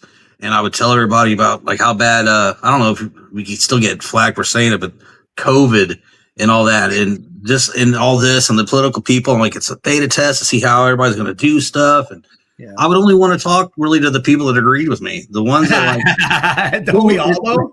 You know what I mean? I'm like, yeah, see, like, but if the ones that disagreed, I mean, it was 99% of them were disagreeing, and they were just completely ignorant of what they were talking about. I don't know how else to say it any better. So even if I'm like saying all this and there's facts and here's links to check out and documents and proof and da-da-da, it would just be so far over their head because they got blinders on. They were told to believe this and then repeat this lie and say this, and anything else outside of that, that person's wrong. So it was just like two magnets. Like there's not going to be any ground gained, and I'm just going to get frustrated and upset. And it was such a trap. And like when I see somebody still wearing a mask, they do in cars by themselves. And the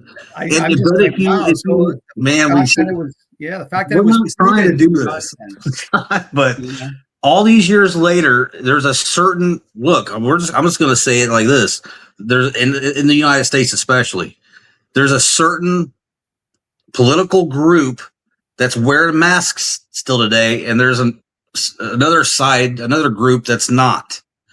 And that's just all I'm saying. And one side has nothing to do with morals and God at all. The other side's a little bit better at it, but still not perfect at all.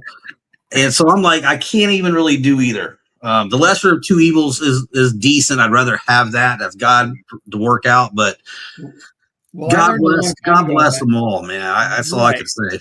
And I learned a long time ago that no politician's getting up in the morning, deciding what is best for us, not in any regard. And it's like, I remember my buddy, my really good friend, Jay Reese, he's one of my best friends. And, we think very different politically, but we've never let it ever interfere. He's not spiritual in the least. He's actually quite the opposite, but we're like this, you know what I mean? Like we're super close, and we've never let that be a division between us.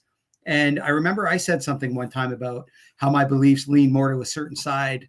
And he was like, why does it have to lean on any side? Like, he's like, I'm not anything. He goes, I just feel strongly about these things, and I feel strongly about these things, and I'm not leaning on any political party. This is just what I think.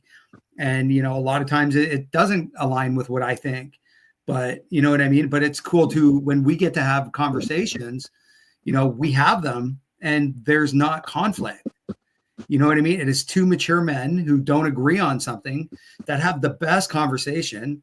And when I leave that conversation, I don't necessarily feel different, but at least I understand why he feels the way he does. Yeah. And I can respect it. You know what I mean? And it's like, like, I don't need people to agree with me. I don't care if people agree with me, but, I don't need to be told I'm wrong because I feel differently. True. You know what I mean? And I don't think that's fair either. And I don't, I don't tell people that what they're doing or thinking is wrong. I can tell you I don't agree with it and it doesn't align with me.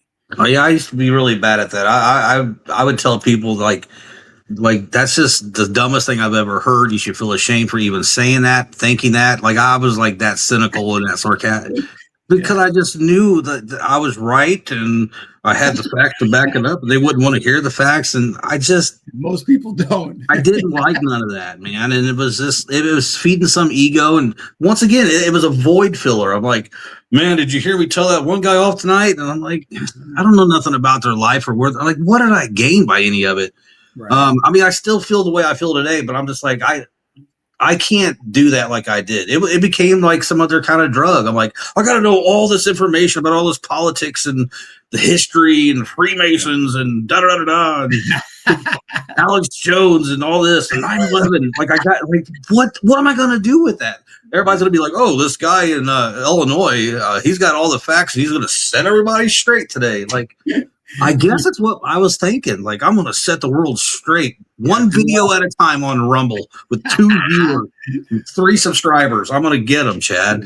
Yeah, you'll get them all. My wife, she supported me as best she could in that because we share similar, opinions and beliefs on that stuff. But I think she indulged me. She was probably like, she's always smarter than me. She always will be. She probably was like, he'll get to the end of that rope eventually, and then he'll need me to be like, hey, why don't you move on? Productive. Here's a Bible. How about that? And that's what I do now. And I had to learn that, like, even coming to Christ, like, I had to learn that not every message he gave me I needed to share. No. We're supposed to evangelize, and I get that, and that's important, right? But sometimes those messages were just for me, right? And I felt the need to, and I don't want to say I ever pushed faith on somebody, but I can't lie about how I feel about something. Right. If you ask me a specific question, I have to give you a specific answer, right? And be careful what you ask me, right? Because I'm going to tell you the truth. And there's environments that I'm in often that I can't give honest answers to. So I just don't talk about it.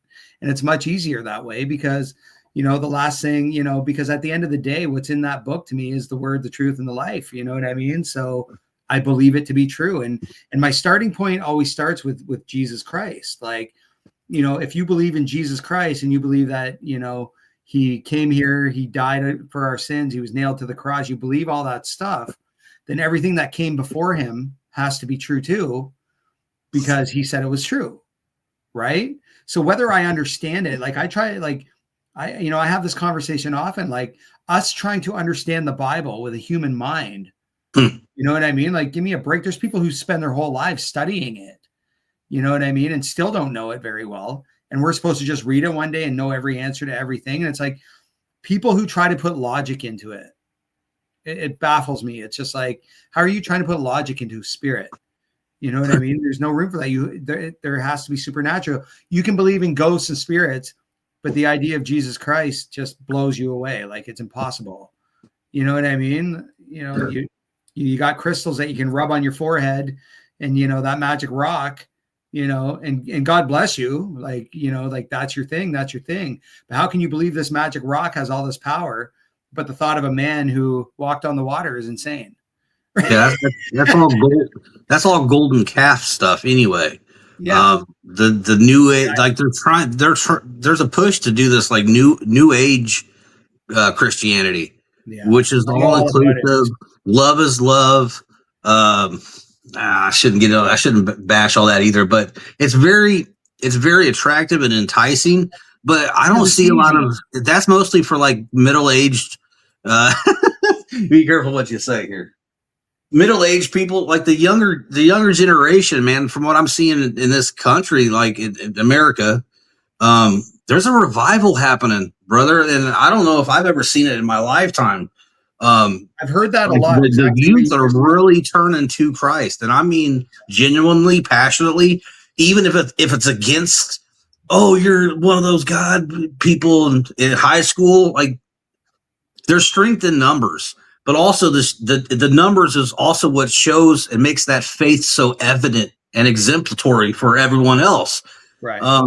Some people will leave packs of friends because they're like, man, I feel I don't want to do that no more. And they're like 15 doing that. I'm like, that is what Christ is all about for me. If you got like a 14 or 15-year-old kid out there that maybe doesn't have nothing or has everything, like money wise, wherever they grew up. But I'm saying if they're just talking about Christ, regardless of their background and how they were raised, that is so beautiful. And that's the power of it all, because that's so genuine. He's not after nothing else other than to tell somebody about how good Christ is. Right. And I have hope for the future. Me too. And I see it, and I used to worry because it was like,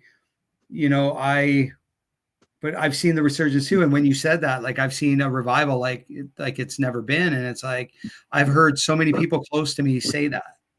Right. And I just, like I said, when I see people think that we have this, this God that's going to return and he's just going to be this, pushover, this kind, loving God. And it's like, man, like he's not coming here to hug you. Like, he will, but that's not what he's coming here for. He will. He's coming here to set things right, and it's not going to be pretty, man. Not from my perspective. Like, before they crucified him, he was flipping tables and trying to set things right. So Yeah. you got this, and that's what makes it, when you start following a faith that allows you to just kind of not have to be accountable or not have to follow the rules, or it's like, oh, but he knows my heart, so I can do this and I can do that. And it's like, well, you can, but everything is permissible, but what are the consequences, right? And that's the thing. Like, nobody's going to tell you what you can or can't do, and God does know your heart, right? So your deal with God is not the same as mine. So you might get in, but I'm telling you, like, I wouldn't take the risk of living the way some people live. No, not a chance, because I'm afraid of God, and I think there's having a relationship with God and knowing God and being afraid of God, and I don't think enough people are afraid of God, and I think they need to be, because it's a long time, bro. I think that part in the Bible gets left out quite a bit, and I mean, it's hell speaking from the Bible in the sense is the complete absence of God. Like, if you don't have a relationship, you don't have a connection, or maybe say you don't even believe in him while you're on earth, that's one thing. But to get to eternal life or eternal existence, whatever that's going to be for each individual, if you're in this space where God just is apart from you, that scares the crap out of me while I'm still alive. Right. Yeah. Because I know I've always dipped in and dipped out. Like, I'd use God, and then things would be good. Then I'd ghost him. I'd be like, oh, he's busy. He's cool. I got this. But I used him and used him and used him and used him and used him to get out of stuff, do it on my own, go back to him. And I never let him use me. So I got to the point in 23 where I'm like, fine. After two attempts in two different decades, 2000 and 2023, I was like, all right, he intervened twice to like prevent these attempts. So I'm like, fine. I burned everything to hell. What do you want to do with me down here? Just have at it. And I almost kind of did one of these things. I'm like, because I'm just going to probably keep messing up again. Yeah. So and he showed up in ways that I still have trouble explaining today, but I know it's undeniable, and I know it's beyond my sane thinking. And I'm like, all right, I'm going to go with this. Like, how I am, who I am, but more importantly, who I'm going to become if I keep pursuing you. Right. And that started to sound really interesting to me. I'm like, I'm almost, 48 now, but I'm like, I don't want to die without at least seeking him and seeing all that can be done while he's using me. Yeah. In these last 2 years, I couldn't possibly ask for any more proof. That's why I don't pray for nothing for myself. I don't need any blessings. If he wakes me up tomorrow, Chad, I'm good, brother. What else can I possibly ask for? Right. I kind of went off on a tangent there like that. That's good. That's what we're here for, man. It's the realest thing that there's nothing else real. The realest thing on this earth is the person who made this world. That's it. And if people are out there like I've always done, searching and seeking and desiring the resources more than the source of the resources, you're never going to have a fulfilling life. And if you die and don't know Christ, that scares the crap out of me. Because I don't want to do that. Because I always take my chances. Right. Well, that's the big one. Like, what, I would hate to find out I was wrong. Right. I would sooner live my life as righteous as I can and be wrong than not, and then be wrong. That's that's the most logical argument I ever try to make to people. I'm like, well, you're a non-believer, but the non-believers that I've talked to will mock Christ and criticize him. I'm like, who are you mocking and criticizing? Yeah. Like, how can you criticize somebody you don't believe in? Oh, I'm mocking you. I'm like, not me. I didn't create myself. So yeah, it's really weird. That always kind of throws them off. But I'm like, wouldn't you just rather just try to live? And I always say, like, try to be a good, decent person, selfless. We know there's only one that's good, but it just seems like there's a little bit safer of a bet. At least you want to hedge it a little bit. Well, I mean, even Anton LaVey on his deathbed said, what have I done? What have I done? I was wrong. I mean, let that be a lesson to all the Satanists out there. There's ones that are probably like, he was doing it wrong. I'm going to out Satanist Anton LaVey. I mean, I don't mean to get cynical, but No, but people have their, to me, it's just like, why wouldn't you even just cheer me on? Knowing the 180 my life has done since I come to Christ, right? Why wouldn't you just cheer me on instead of making me feel stupid for what I believe in, or trying to make me? You can't make me feel stupid because I know I'm right. You know what I mean? There's no way you could debate with me whether or not he's real or he's not, because he is. And I actually had one sister reach out to me, and she's like, "You've closed off your mind, and you're too smart of a guy to believe in fables." Right. And it really offends her, I guess, or maybe she thinks I'm an idiot. Like, I don't know. It didn't bother me because I love my sister regardless, but I thought it was a really shitty thing to say, and it just made my heart hurt a little bit. And it was like, if anything, that should show you how serious I am about it. Right. Like, I am a man who, I said before, I didn't just randomly follow people. I didn't just take people's word for anything. So the fact that I'm here now, and I'm willing to die for this, his disciples were willing to die for this. They were tortured, they were beat, they were, crucified upside down, dipped in oil, stabbed with a spear, and none of them would deny it because they knew what they saw. People don't die for a joke or a lie. Like, I'm not dying for a lie. I mean, I don't know what people think Paul was living for. Like, what did he have to gain by changing sides? Do you want to talk about? That's the beauty of the Bible, is like all the people that God used in the Bible for his glory to advance his plan were pretty crappy people. Like, they were who they were, but they were sinners. Moses was a murderer. David, adulterer. I mean, he brought down his whole family. Yeah. And so I'm like, oh, I'm worse than Moses. I've never killed nobody. So if God used Moses, then right. Why couldn't he use me? So I just open myself up to that possibility. But the thing I don't like about people who bash people that do believe is they never seem to care about, and I'll use your sister as an example, of trying to unconvince you compassionately. It's always just a jab and a mock at you. I'm like, well, if you want me to disbelieve God, that ain't the way you. How else could they do it though? That's not gonna make me listen to you. That's for sure. Yeah, it comes off a little argument to tell me I'm stupid, right? I'm not stupid or whatever. However she put it, but the point is just like, even if you thought it wasn't real, why can't you just let me have that? Right? Because here's the thing about Christianity is like, you can't control us. You can't take our thoughts, you can't take our feelings, no matter what you throw at us. You can't change it. And it's like, why are we the only ones trying to be shut down? You know what I mean? Like, everything's trying to shut us down. And it's like, do you know how many people came after Jesus Christ and before Jesus Christ that claimed to be the Messiah? Nobody's talking about them because I don't even know who they are. I just know they existed.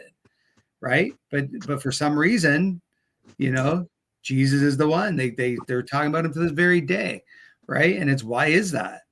You know what I mean? And I got to go see a seminar by Wesley Huff, right? So I got to sit with him and listen to him talk about all the historical proof, So when you can put everybody, you can take the Bible and you can put everything exactly where it is. You can confirm the weather. You can confirm the land. You can confirm the names. Like this guy that I used to know, he's a complete jerk, and God bless him. I probably shouldn't say that, but anyway. He would, he would always say stupid things like, where in the Middle East did you find guys named Mark and David and things like that? And I'm going like, I went and seen this seminar with Wesley Huff, and he's talking about the most common names in the Middle East back then. And it was names like Mark, David, Thomas, like they were all the names that were popular at that time in the Middle East. Right. But even if they weren't, that's what this guy is basing the idea of faith on, somebody's name. It's like, what is wrong with you, man? They just seem it's a searching and seeking, and I think a lot of it comes down to them wanting whatever serenity and peace that you have now, this understanding. They hold on to this one thing that doesn't make any sense at all, like the Mark and David. So that makes so much sense to them that disproves everything. That's right. What they hold on to. And I believe firmly that once we get these thoughts against belief in Christ in our brains, I believe demonic powers, entities, the devil's like, yeah, that's right. You tell them. See, that can't be right. And it becomes this false thinking becomes a stronghold. And that's all the devil needs to win these souls, is for you to go out there and be like, the Bible's not real because Mark and David and Thomas in the Middle East back then. Yeah. That's his argument. Yeah. And that's all he needs, is for them to carry that on for 10, 20, 30 years. Sure. And it's sad. It's sad more than anything. I have more sympathy for them now than I do cynicism. Well, I learned to pray for people instead of being angry with them. And that's difficult sometimes because I don't always want to forgive my enemies. No. But I've had to, and I do. And so when people say things like that, to me, it's just like, so my spirit has kicked your hornet's nest. You know what I mean? So whatever Christ is doing in me is upsetting you somehow. So what's really going on in there, right? Like if you're so adamant to get to me, to try to wreck my spirit, then I'm agitating something in you, and that's not me. That's Jesus, right? Or the Holy Spirit. That's agitating what's going on with you. So I don't take it personally anymore. I know I'm doing what I'm supposed to be doing at that point, right? Because you that guy wouldn't care. Like if I met somebody when I meet somebody who has different beliefs than me, I don't care. Yeah. Right? I just say what I believe in, and that's it. If it gets to that point where it's just kind of just trailing off into like a shot for shot back and forth, and I'm just like, I just gotta go. Good luck. Hope you have a good day. I just gotta move on.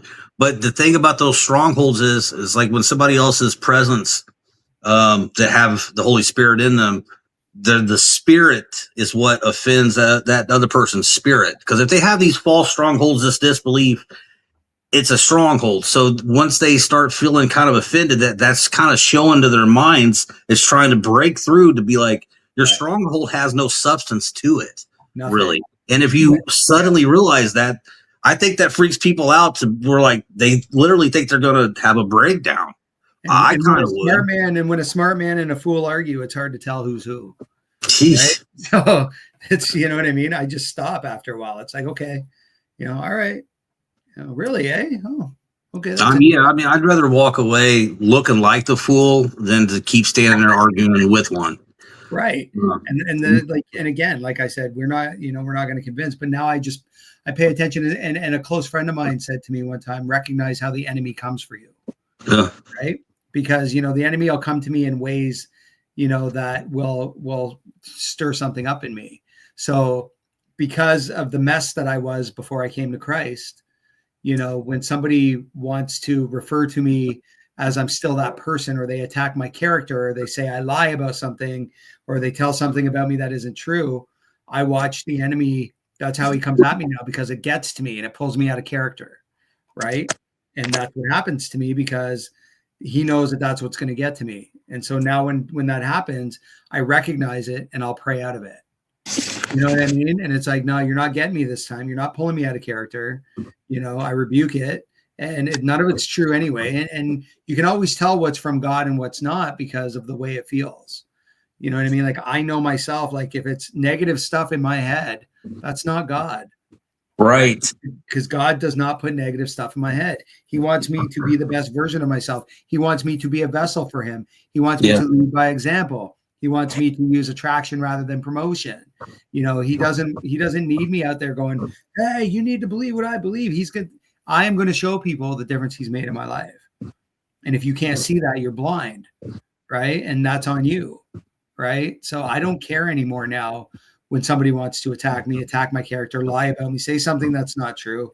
If somebody loves you or knows you, they wouldn't believe it anyway.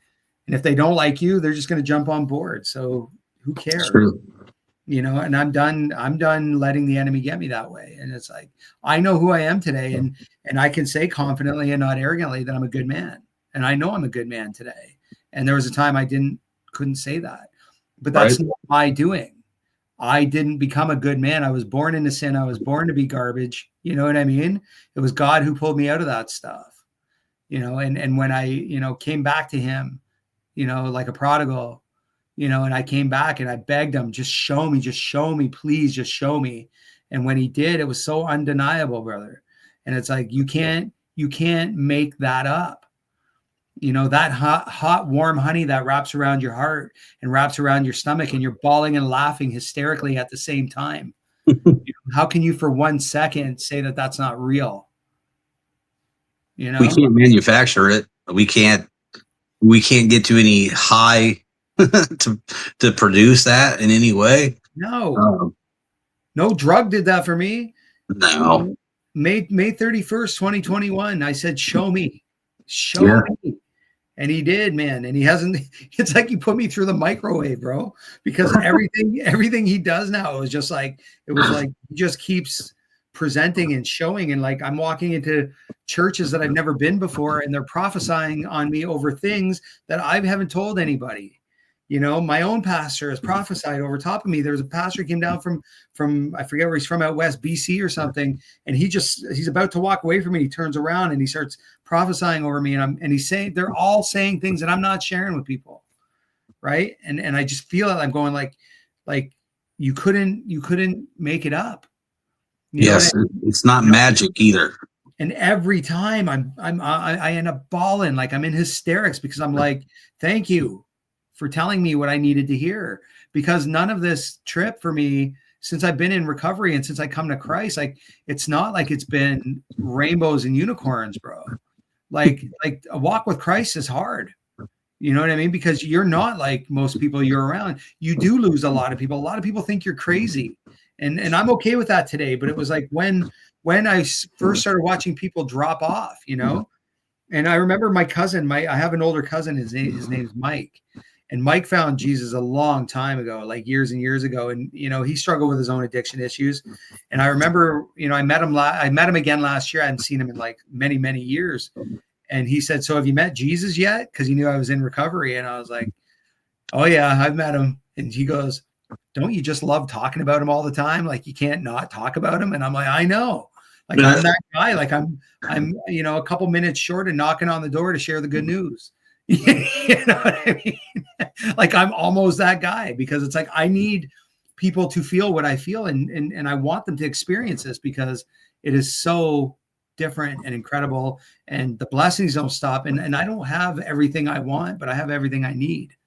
You know what I mean? And he makes sure of that. Like, he's the Jireh, right? He's the Jehovah Jireh. He's gonna make sure I have everything. And, you know, there was a minute, people say you can't live in fear and faith.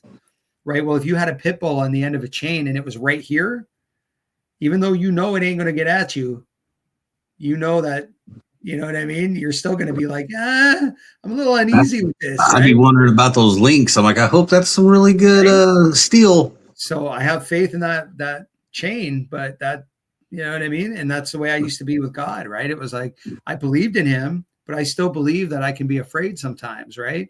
But as soon as I get that moment of like unsurety, you know, I have to lean into him more at that point and go like, I trust you have me.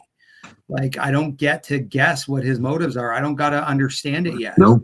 Yeah. You know, there's nothing about what he's like. If you read in the Bible, you realize that every great thing happened in time.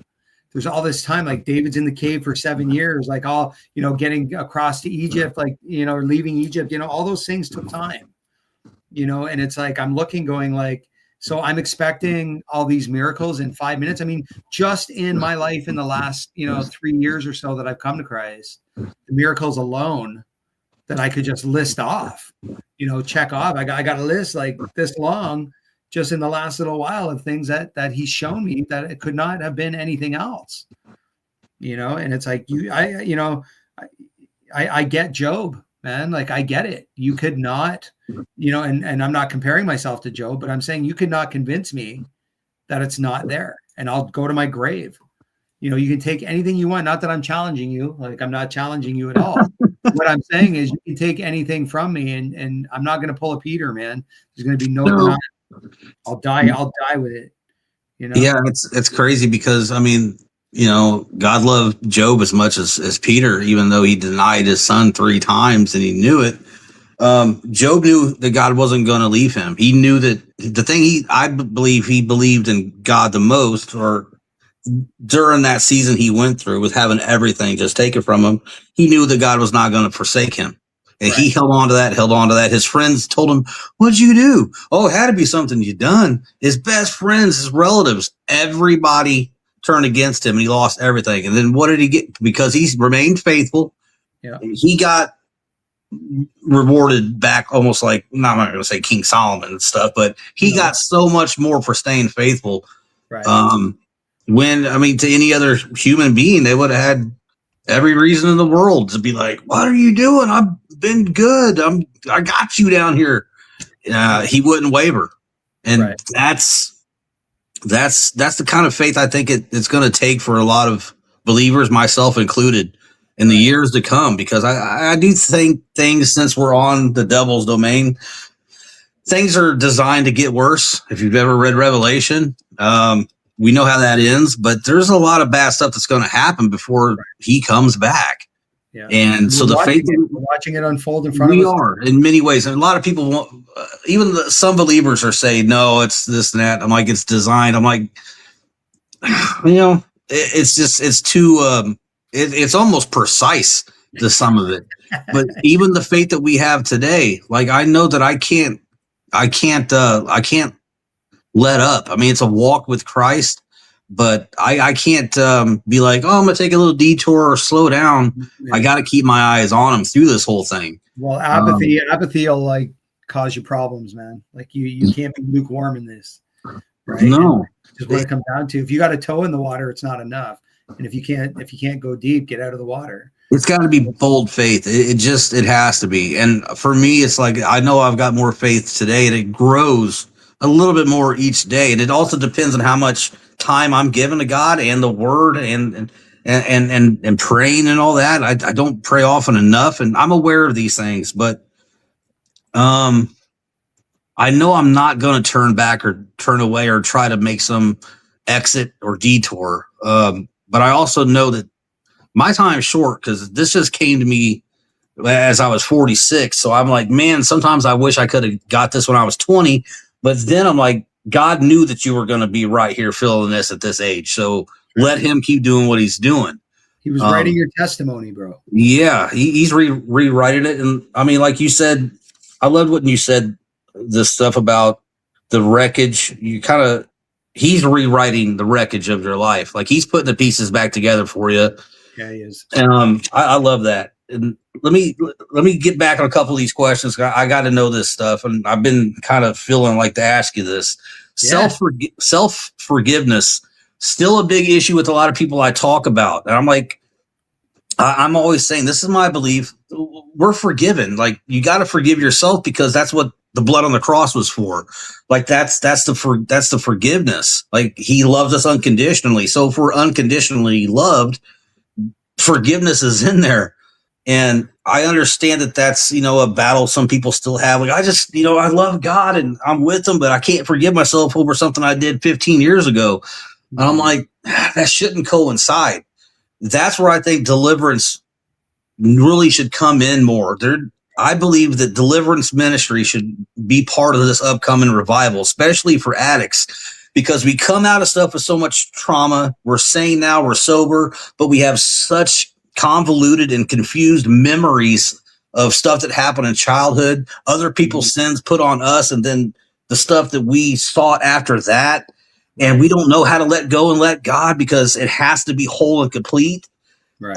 And I believe that deliverance for addicts, especially, it's helpful. Not that that's the only thing you need to do, but it's I think it's huge. And I think that more addicts should talk about that. Maybe not even if they're like, "Well, I don't know about God, man, but yeah, I can, if that's how deliverance works, I'll go through it."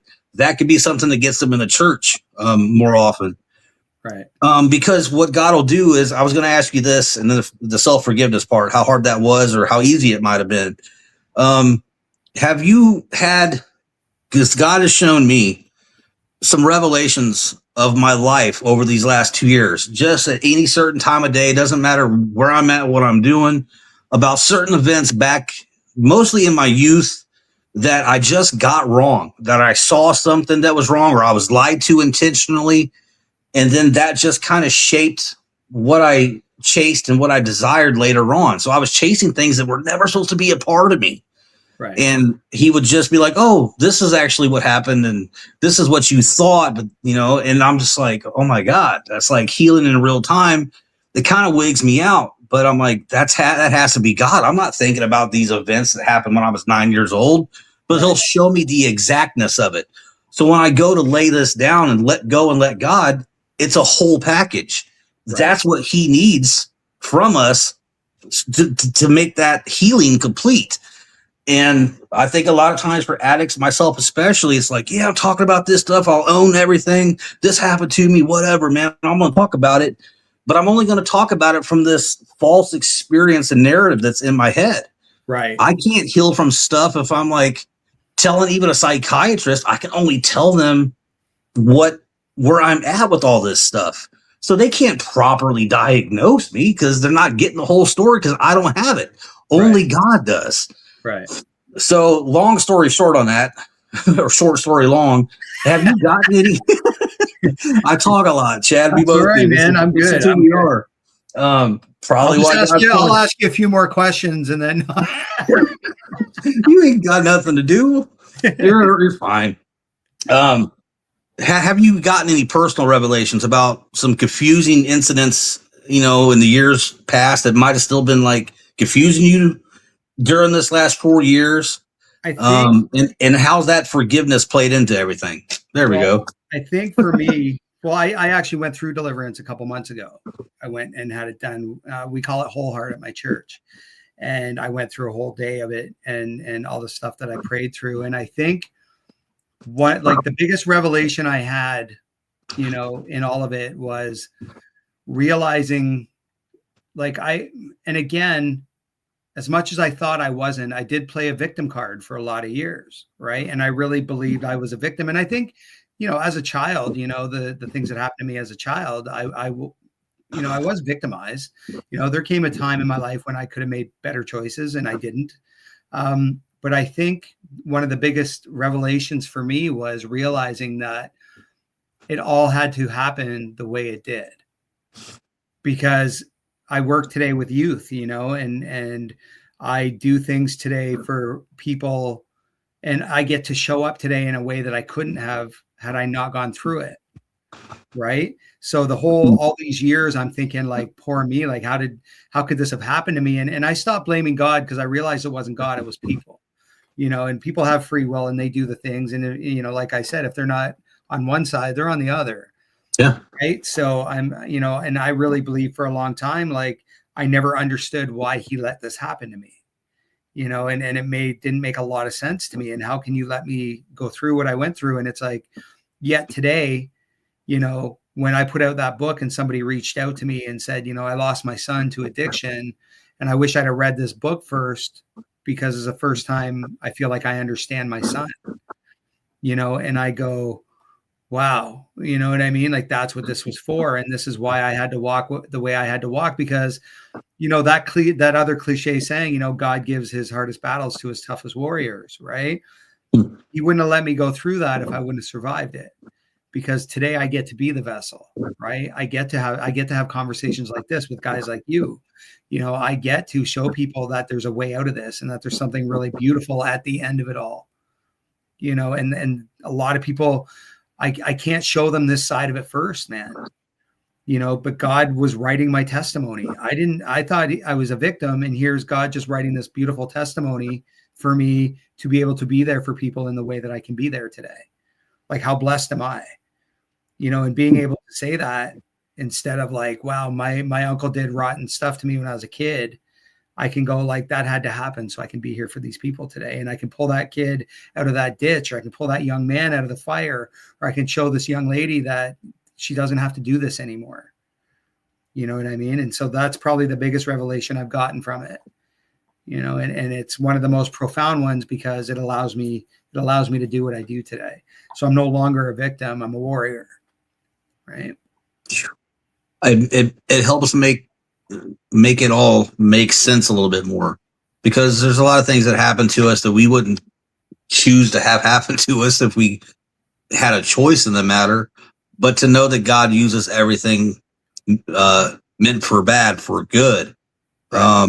I can't have any regrets anymore. Like like there's certain feelings that can't coincide with this walk. Like regret and you know, I it's if he wrote all this and he knew I was going to come to a point like this with you and all that, I can't sit with regret and guilt and shame anymore. Like I did what I did and stuff happened to me and vice versa, but now I'm on this other side. It all led me to Christ, and he's like, okay, now just you got to tell the story. Here's the understanding of it. You were strong enough to get through it, and it all served a bigger purpose than just you being a victim or not being a victim. It was for others to possibly get some eternal hope.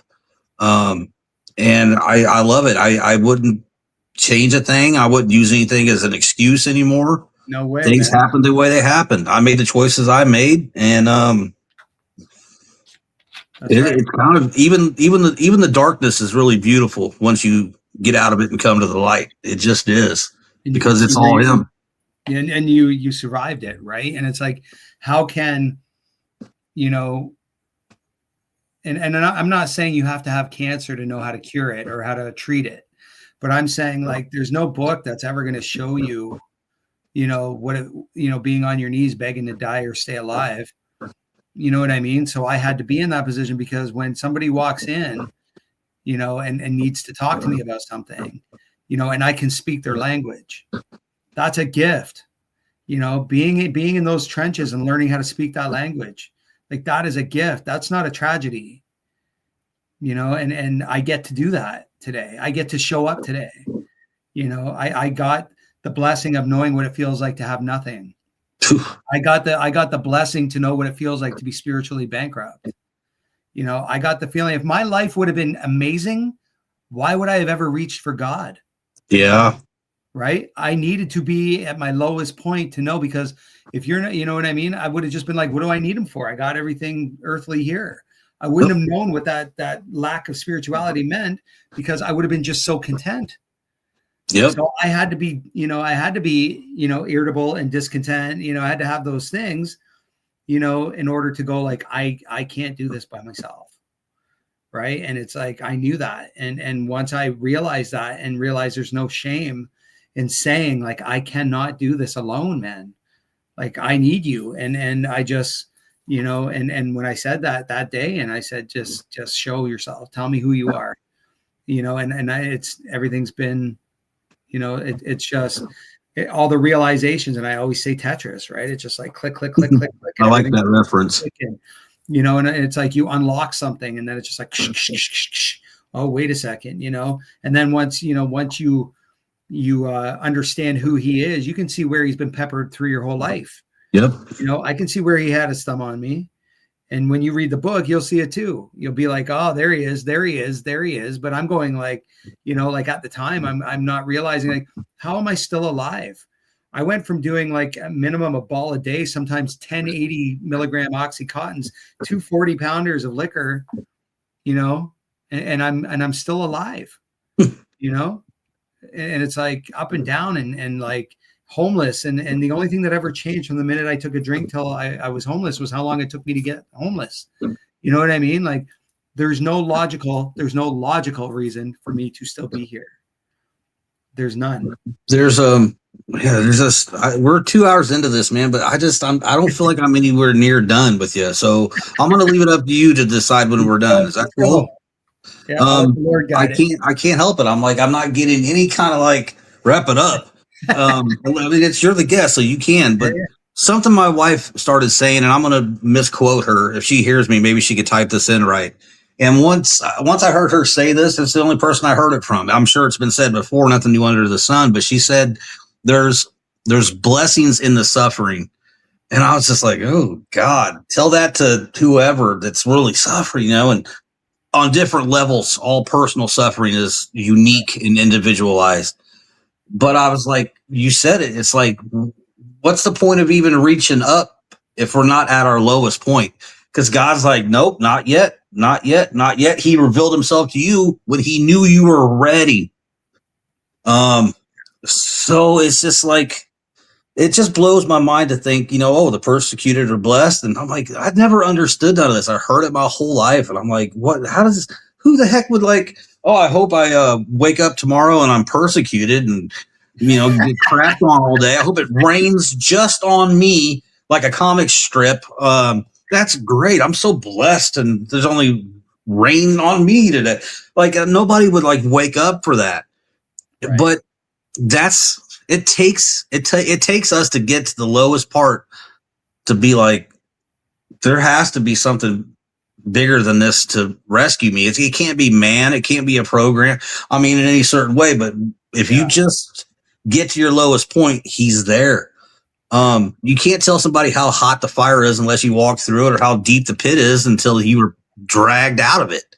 That's right. And, that's what I believe anyway. And from my experience, like I knew whenever I was the gift of suffering is what she calls it. She corrected me. I love her for that. In the program, we call that the gift of desperation, right? Sure. Same thing, right. And, but we, like I said, man, I just, and as far as the next thing, you were saying about self-forgiveness, and it's like, so, for me, it's like, I have no choice, because there's that scripture where, Buddy was forgiven of a debt, and then he was let go, and he shook guy down for the money he was owed him. He wouldn't forgive the debt, so he got put back in jail. Right. And I forget where that is in the Bible, but it's there. And, so for me, especially when I went through the deliverance, like, I don't know, I know I've forgiven myself, and a lot of people say, well, that's really easy considering the harm you've done. Right. Of course, well, you can forgive yourself, but what about the damage you've done? And it's like, the best I can do is try to make it right if I'm asked. Right. Or, and I'll offer, like, if I've done somebody wrong and they want to call me out on it, I will own it and say, what can I do to fix that for you? Just know that within reason, like I can't hand you $1 million because I don't have it, but if there's something I can do to make this as right as I can, I will. But I think, as much as I have forgiven myself and I have forgiven people that have wronged me, I think there's certain things that I keep in my back pocket, right? Just to remember, like, so that, like, again, it's my cross to bear. We all have a cross to bear, right? We all have the thorn in the side, and I think some of those are mine because, there's harm that I've caused, with people that, isn't going to go away for them ever, and I'm not talking physically, but I'm saying, so, and I look at things like loyalty, right? And I heard somebody say one time, if loyalty was forgivable, then Satan could go back to heaven. If being unloyal was forgivable, then Satan could go back to heaven. Right. And I was like, whoa. Right. And that showed me how much loyalty means to me. Right. So it's like, can I forgive somebody who's been unloyal? Sure. But you're not going to occupy the same space with me. Right. I can forgive you all you want and you can eat, but you're no longer welcome at my table to eat. Right. And that's just how it goes. And that's how I'll be, you know what I mean? So forgiveness has become really easy. The level of access I give to people is very different, right? Like, don't hug me with a knife in your hand. Just don't, right? Because I've already been covered in the blood. So you're not going to get to me, but you're going to show me who you are and where you belong, right? And I'm going to put you there and leave you there, because you can't, like I said, if being disloyal was forgivable, then Satan to be back in heaven. It's just that simple. That's deep. I mean, that's biblical boundaries, spiritual boundaries, in a sense, because nowhere does it say in the Bible to forgive and then trust. Right. It just doesn't for all the biblical scholars out there. But some think you should, like go forgive him 77 times or 70 times 7. That's the sarcasm in the Bible. That right. It was a sarcasm. He was funny, man.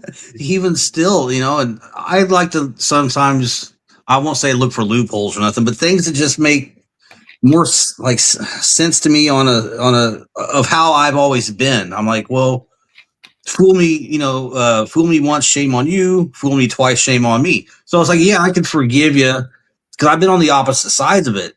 I've been forgiven, and then we'll hug you with that knife. Yeah. You know what I mean? Like, hey, that's your bad for forgiving me. You know, I'm a snake. What do you think I was going to do? A snake will bite you. Yeah, that's right.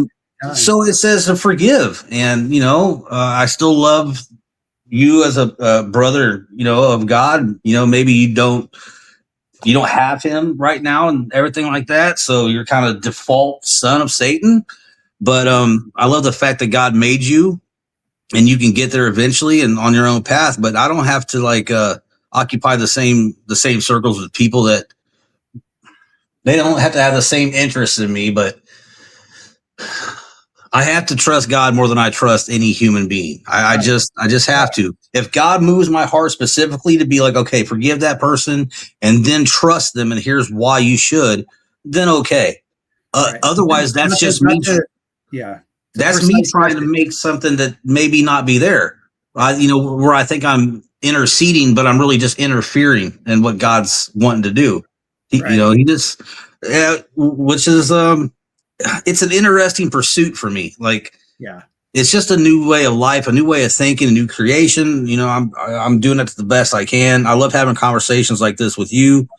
Let me ask this right quick about the homeless part. I mean, you threw that out there a few times. You were homeless.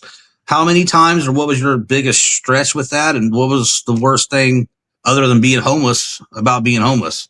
Well, I was fortunate because I didn't end up like in Tent City or anything, but I would get into these cycles where, you know, I would have to get a front to get through the week. You know what I mean? And then I was able to maintain a job most of the time. And then, you know, I would, you know, get paid and have to pay the front, and then I couldn't pay my rent. Right? I just ended up in this cycle. So I would get enough dope to go to someone's house, because when you have dope, you're always welcome. Right. And then we would do the dope. And then I would, if I even slept, I would just stay where I was doing the dope. Then I would go to work, you know, and then I would get more dope. So I go somewhere else and I would do this, and then I would get paid, and I'd have to pay all the fronts. Man. Right. So it just, but I was always like, I could always find a couch. You know, I could always find, you know, I remember one time I worked in a sheet metal place, and I stole the key for they had transports full of fiberglass, not fiberglass, but the insulation. Right. And I remember it was like negative 22 out. And yeah, and I had nowhere to go, and I was panicking, and I looked and I seen the keys hanging for one of the transports in the back. And I stole the key, and then when everybody left, I walked away. And then when I seen everybody pull out, I ran back and I unlocked the transport trailer, and I slept in where the insulation was, and I used the insulation to cover up. The most uncomfortable sleep I ever had, but I didn't die of like negative 22 exposure, right? But there was times like that, man, where I just walk around all night, not knowing where I was going to go, you know, or find some place to just crouch down in behind a tree somewhere where no one's going to bug me, or, you know, but I there was a lot of times I was like that. Yeah, but you see how God still had you even then? Because you could have been working anywhere else, like, I don't know, McDonald's or something, 22 negative out, and you didn't have nowhere to go, and there's no keys to still to get anywhere. So even with that job, however long it lasted, God knew where he needed you to be. That's right. To protect you. You would have froze to death. I would have. And I maybe you would have been like, I'll try to walk 5 blocks or something. You would have been dead in 3. Yeah. And even when my marriage dissolved, like I remember, you know, and I was just maybe a couple months clean at that point. And I remember, you know, not having anywhere to go. Like, where do I go? I've made a mess of things again. I got nowhere to go. And unfortunately, I just started going back to the program. So I had a sponsor, and my sponsor is one of my best friends, right? He's like one of my closest people on earth. And, you know, fortunately he gave me, you know, a spare room for a week or so. Right. And I remember, you know, had I not had certain people in my life, I might not have, you know, been able to get through certain times. Right. And again, God puts people in your life for the right times and the right, you know what I mean? And so for me, it's always, you know, I used to chalk it up as being in the right place at the right time, or coincidence. Yeah, there's no such thing. It was always the path that God put me on, and put the people in my way to save me from myself, basically. Ugh. You know? God, man. So I could go on and on. Chad, let me do this, man. I'm ordering your book tomorrow. I know I've said that before. I was busy, then I wouldn't looked at the link. I have to read it. I'm a book guy anyway. And then after I read this book, because I did it with a few other people, I want to come back to you sometime down the line. I know you're busy, but I want you to come back and do, if you would, a Q&A specifically off that book. Yes. It's in okay. Because I mean, bro, these usually go an hour 40, under 2 hours. But I'm telling you, I got more questions. I'm not even getting into it. But I mean, we know these podcasts. A lot of people got things to do. They can't listen to two guys chatter for over 2 hours, but they have, and I've seen a lot of awesome support in here. Let me just do this. Let me ask you to just say some final words to everybody that's listening. This will be pinned up and shared out and stuff for a while, so most people's going to see it afterwards. But just say some words of encouragement to everybody who may still be suffering. We're coming into the Christmas time, so that's a tough time of year. And then if you would, after that, just pray us out. And I thank you ahead of time, man. And I'm going to be staying in touch with you. This isn't like, just do an interview and then, dip off. I'll be hitting you up, messaging you, talking with you. Hopefully I've gained a brother in Christ. Yeah, you have for sure. You have for sure. And we can do this as early as next week, dude. I'll put some time aside. We'll do it again. Right. So anytime you want, whenever you're ready, I'm in. Okay. We haven't even scratched the surface, bro. We got lots of stuff. That's what I felt that. I'm like, man, we talked about a lot of stuff before we even did this earlier. So, but yeah, deal. Words of encouragement. Just, lean into Christ. God is real. Keep play your cards close. Don't give away all your ammo. Make sure that whatever message you're getting from him, keep it with you unless he tells you otherwise. Know that there's something really beautiful at the end of it all, and the only rock bottom you can't come back from is death. So, sound like a song. That's song lyrics? Nope. They are now. Copyright Chad Valyear. I started writing them down. I'm like, wait a minute. I got to put verse 1 by this. Man, that's awesome. Gosh, I'll hit you up. Let's talk, man. I know you're a busy guy, man, but I don't do a whole lot. I'm here at home quite a bit. This is just what God has me doing these days. So I'm always available for a conversation. Thank you so much for doing this, man. I look forward to getting that book. Depending on how many pages it is, it'll take me just a day or two to read it. Yeah. Good. And big one. I'll let you know when I grab it and get through it. And it feels like we grew up together. Like I feel a connection with you, not to sound too whatever. Okay, bro. I feel the same way. But as soon as we started talking, and I told Deb this, I'm like, I just, I have a vibe about the dude. I'm like, I know we're going to hit it off and talk and stuff like that. And I love the passion you have for Christ. Yeah. I know we've only scratched the surface. Thank you again for doing this. And if you'd pray us out, man, I'd appreciate it. Sure, man. Thanks, Trav. And what's your wife's name again? Deborah. Okay. Lord, Father God, we come before you again tonight, and we thank you. I thank Trav and Deb for allowing me to share my heart and my truth in Christ. I pray that you watch over them and keep giving them this platform for people who want to be a vessel for you. I thank them, and I thank you for allowing me the strength today to share as openly as I have. And I pray that you allowed us to kick the hornet's nest and wake up the devil, let him know that we're here and we're ready to fight. And this is no longer a flesh war, it's a spiritual war, Lord, and that we are here to not lose. We've read the book. We know we win, Lord. And I pray that you keep using all of us as vessels, and that you keep a watch on us and keep us bathed in the blood of Jesus Christ and keep us safe, and let the devil know that we are here and we are winning and we will win in Jesus' mighty, mighty name, Lord. Amen. Amen. Oh, bro. Hey, look, see, my wife, she knows me best, man. Better. The only other person knows me better than my wife is God. She said, swear you all could be brothers. You even look like awesome. So, I mean, if she's saying it, it makes me feel better. Listen, everybody, thanks for tuning into this. Who's going to be watching it after we post it? Go to Amazon, get this guy's book, this Mighty Man of God's book, Up from the Dark. Check out Valyear on YouTube. He's got a new, what is that? Psycho. I play that. I told you about the kill switch. Yeah. Static X. Kill switch. Static X. Yeah, Static X. Kill switch is fine too. But new song Psycho. This guy's got a lot of great songs, man. I'm only getting into it. Some Alice in Chains covers, which I'm going to be listening to. just show some support. And we love our brothers and sisters north of us up there in Canada, even if it does get 22 below up there. You guys got to be tough if you get weather like that. When we see it creeping down, we're like, come on. You don't have to share everything, brother. Chad Valyear, everybody. Thanks so much for tuning in. This has been one of my favorite on the spots. I'll talk to you soon, man. And thanks for spending all this time with us. You bet. Anytime. I got you. Incredible. Thanks, brother. Have a good night, man. I'll talk to you soon. You bet, man. See you, everybody.